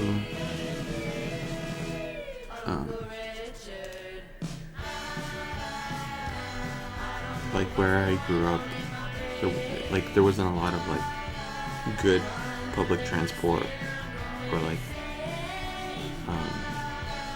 it wasn't very walkable, so it was kind of hard to hang out with other kids. And on the street I lived on, there weren't a lot of kids. There's one like one of our neighbors, they had kids who were similar ages, but and like we would be friends, but only literally because they lived across the street. So like, yeah, I would not willingly be friends with them otherwise. Mega, yeah, that's what it's called. It was all over Chicago as a kid. If you're watching TV, she doesn't have to. Yeah, and that's why I'm like, I understand. Because she was very much like, even when we were older, like, very sheltered.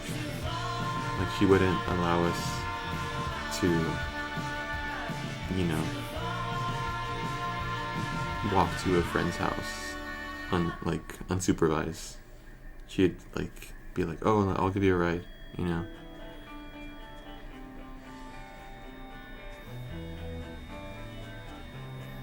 And so, yeah, I think that definitely affected a lot of my socialization.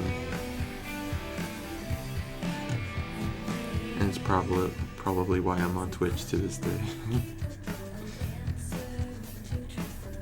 It kind of gets very easy to blame your parents for things, right?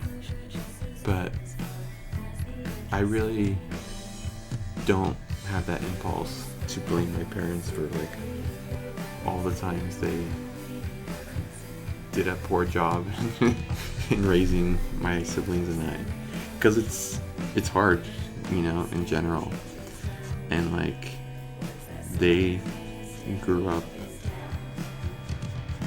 not having the best parents, not like abusive or anything, but like not having that kind of like cultural knowledge of how to deal with hard emotions and be social outside of the family circle. And you know, it takes the work of generations for these kinds of things to work themselves out. So yeah, I mean, I recognize a lot of where my parents could have done things differently, and I'm not bitter about it though. Friends based on circumstances. Yeah, totally. He was actually he actually bullied me, and I didn't realize this until like years after the fact. But like, he would like be physically domineering with me. Like, I remember one time we were in like his family's office, like in like the office room in their house, and for some reason he like pinned me against the wall and like grabbed my throat, and he was like 60 pounds heavier than me, and he was always doing kind of like, and then he let go after like a few seconds, but he was always doing stuff like that, you know.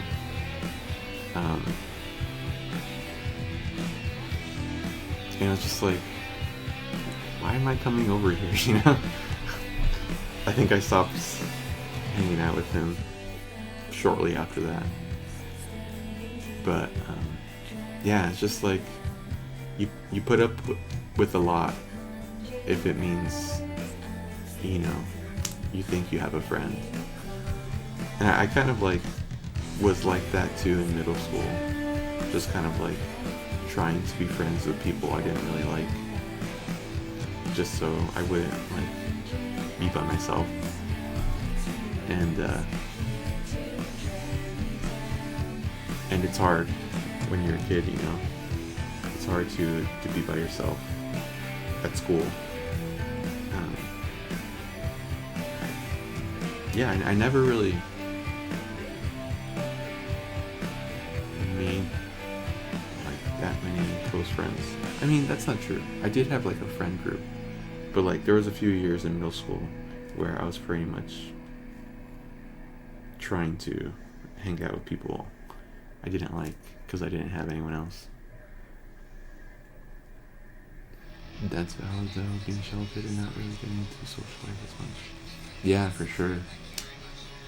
It's like we sort of take it for granted, but being around other people as a kid and as a teenager, like you need to have that kind of independence to be able to be well adjusted.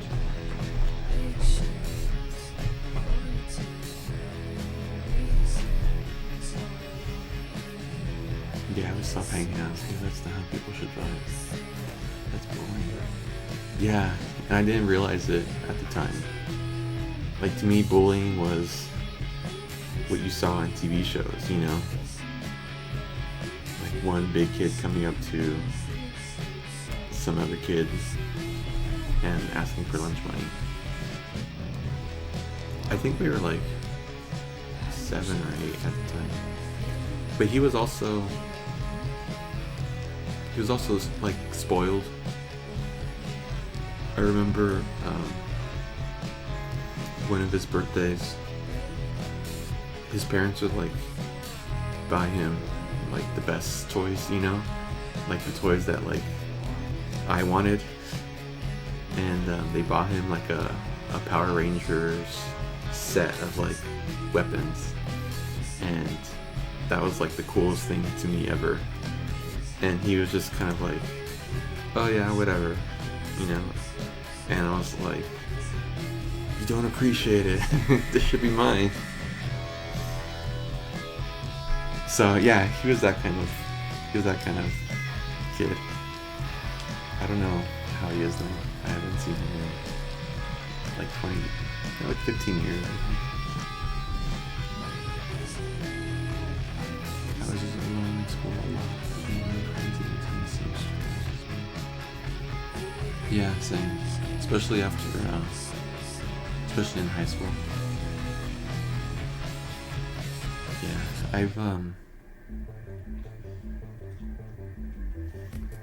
I think generally it's kind of hard to find people that you vibe with and that have similar interests and are also like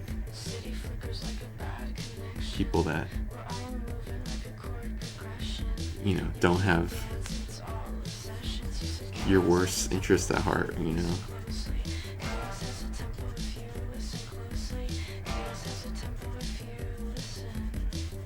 But it's kind of like as an adult,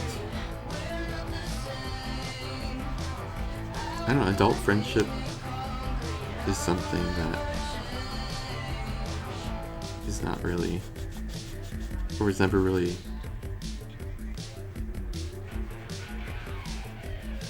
talked about in my family. Like my parents had friends, but like not really. Like they wouldn't like go out to like have like dinner or anything, or so it's kind of weird how like some of the things that like your parents do or don't do affect you later in life. And it's taken me like kind of like years to really sort through like this kind of stuff out.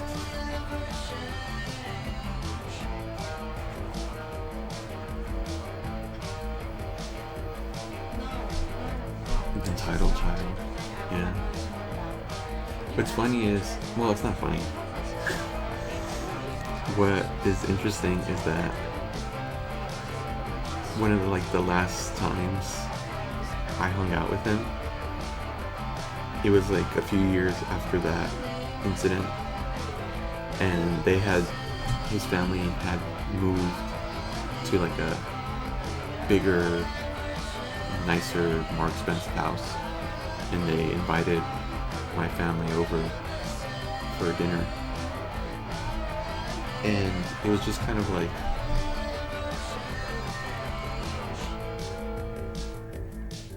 even I think I was like 12. Even at that age, I got the sense that they're trying to like show off,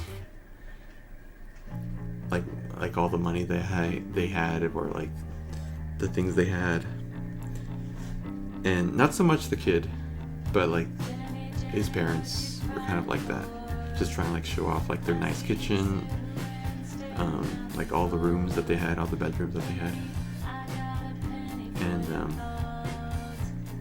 they actually, I don't know if it's karma or, you know,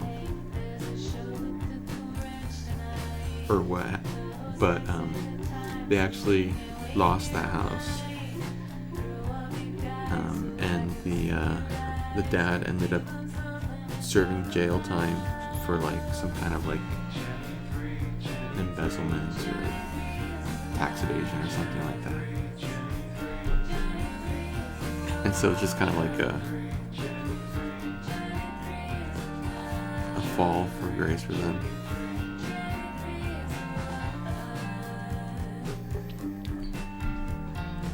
He probably broke those toys within a few days of getting them.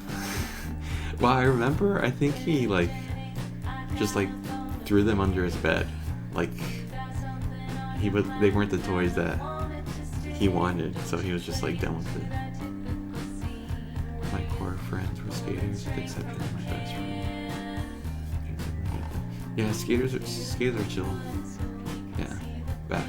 Welcome back, Ellen. Sheesh, well, there's no wonder why that kid was the way he was. Yeah. And at the time, you know, being a kid, like, it's not really something that I understood.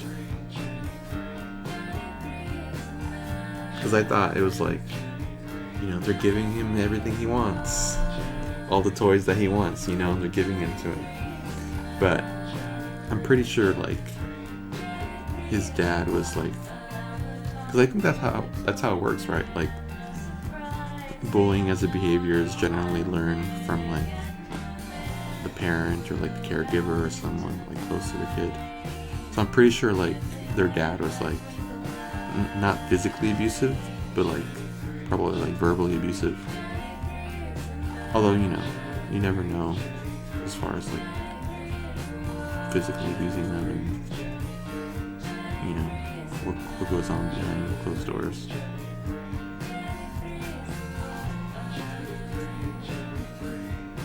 Just some lighthearted talk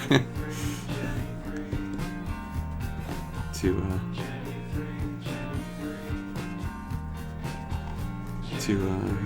bring our stream a little closer to the end.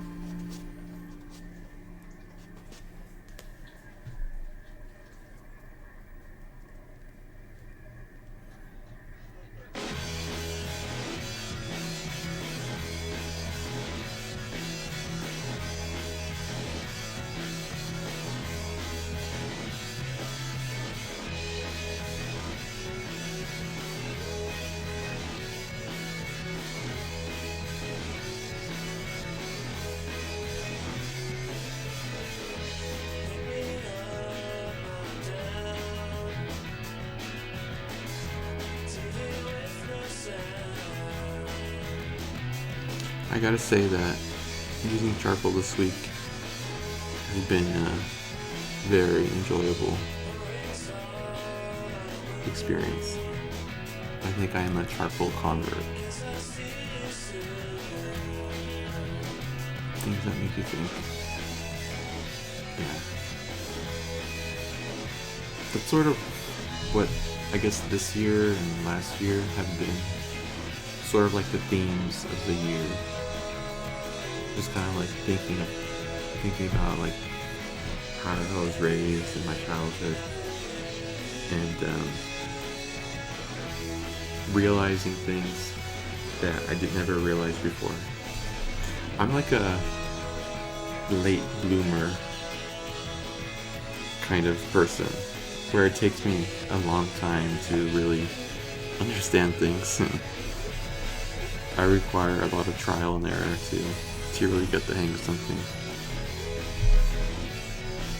And so yeah, it's taken me a long time to parse out certain things about my life.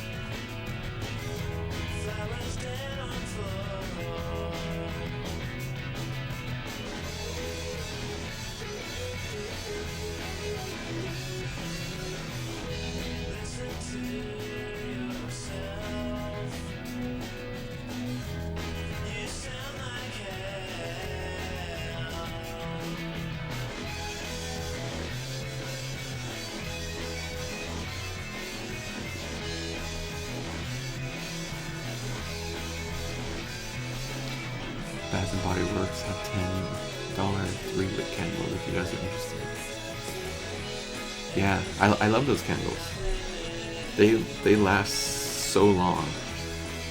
I think I've had one for like 3 or 4 years. Like it just doesn't end. Like I want it to end already. I'm tired of smelling vanilla, cinnamon, mint. Just like please stop. But it just keeps going.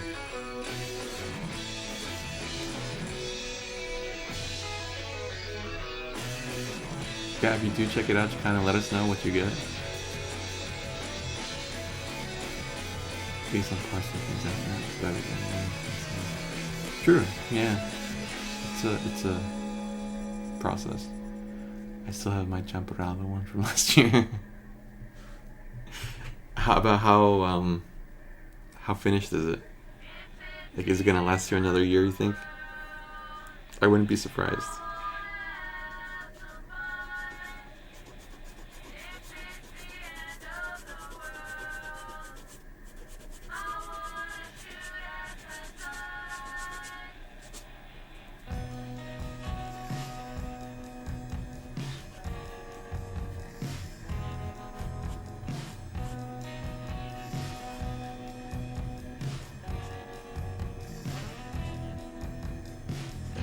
Turn on the TV, I can read the news. It's all bad, all I wanna do is cruise. Nothing good's happening in the world. Just looking at the candle scents is making me want to shower. It's a halfway, so it lasts for another year. Yeah, those things are huge. They're like, it's like a coffee mug of wax. You know?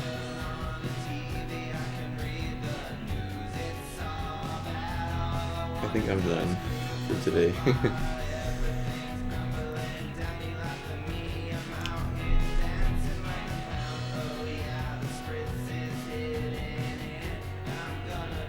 I wouldn't say that this drawing is complete because there's a lot of details that I still need to add, like some of the darker spots.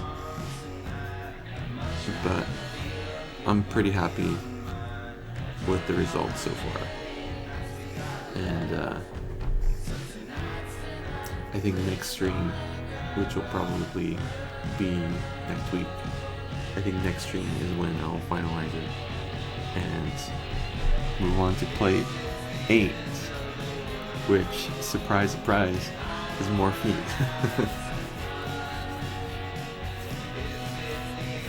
Very good at dog art.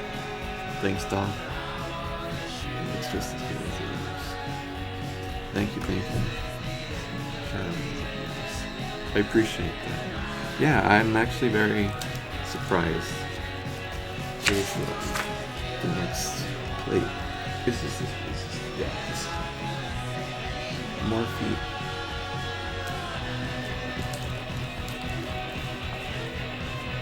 I'm telling you, it's the charcoal doing most of the work.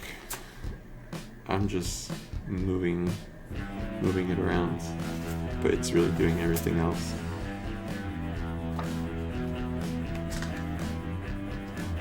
So we got 1, 2, 3 more plates of feet, and then we're gonna get into hands. So, yeah, exciting stuff. Making progress. I'm probably gonna continue using charcoal.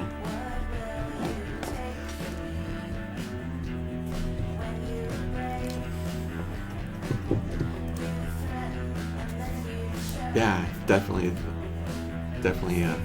a thing to celebrate. Charcoal's doing what you ask of it. Maybe. It hasn't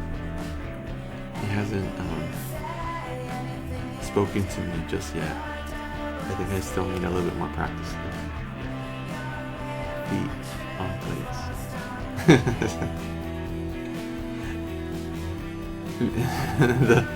the blooming. I gotta say, I'm not like I'm not a feet hater. Like some people, I think like Chicana, you're just like anything feet, no. But you know, it's just kind of like another body part. You know, it's like a hand or like an elbow or something. I'm definitely a feet hater. Yeah, I could tell.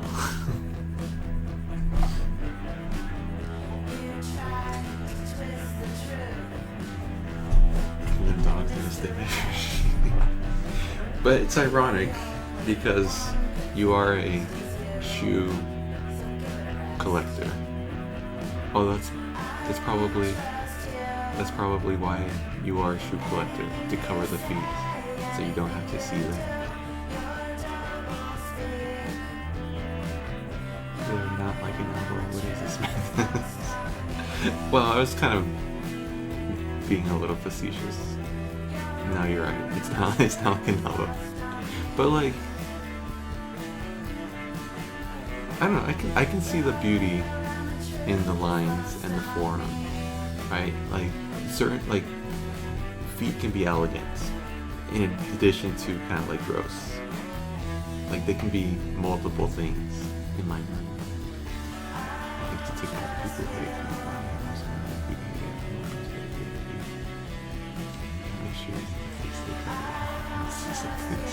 No, I'm with Alec. This is a feet positive environment in here. You've never seen an elegant one?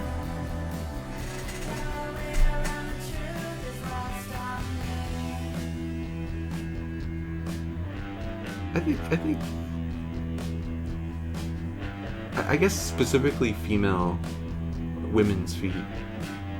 I don't think men in general are elegant. Just the way we're built is just kind of like utilitarian.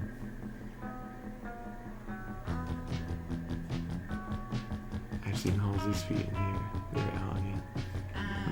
They don't exist. They must be like unicorns. Or maybe they have or maybe the corns and not unicorns. I need that rim shot.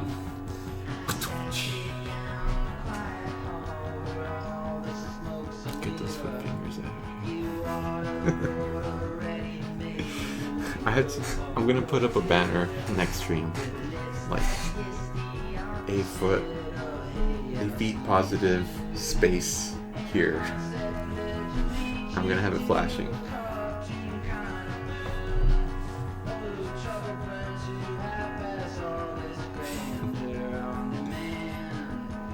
Well, I'm glad that Alec understands the elegance.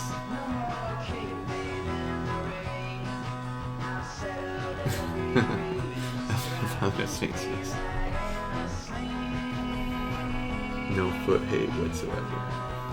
No, that's fine. You can hate as much as you want.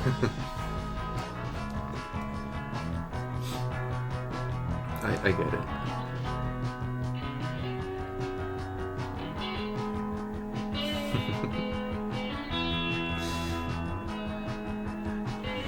Alright, well, thank you all.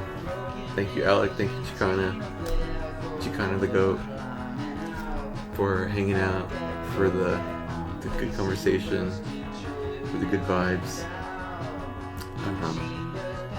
Yeah. I'm probably gonna stream again next week. Monday, I'm gonna try to. But yeah.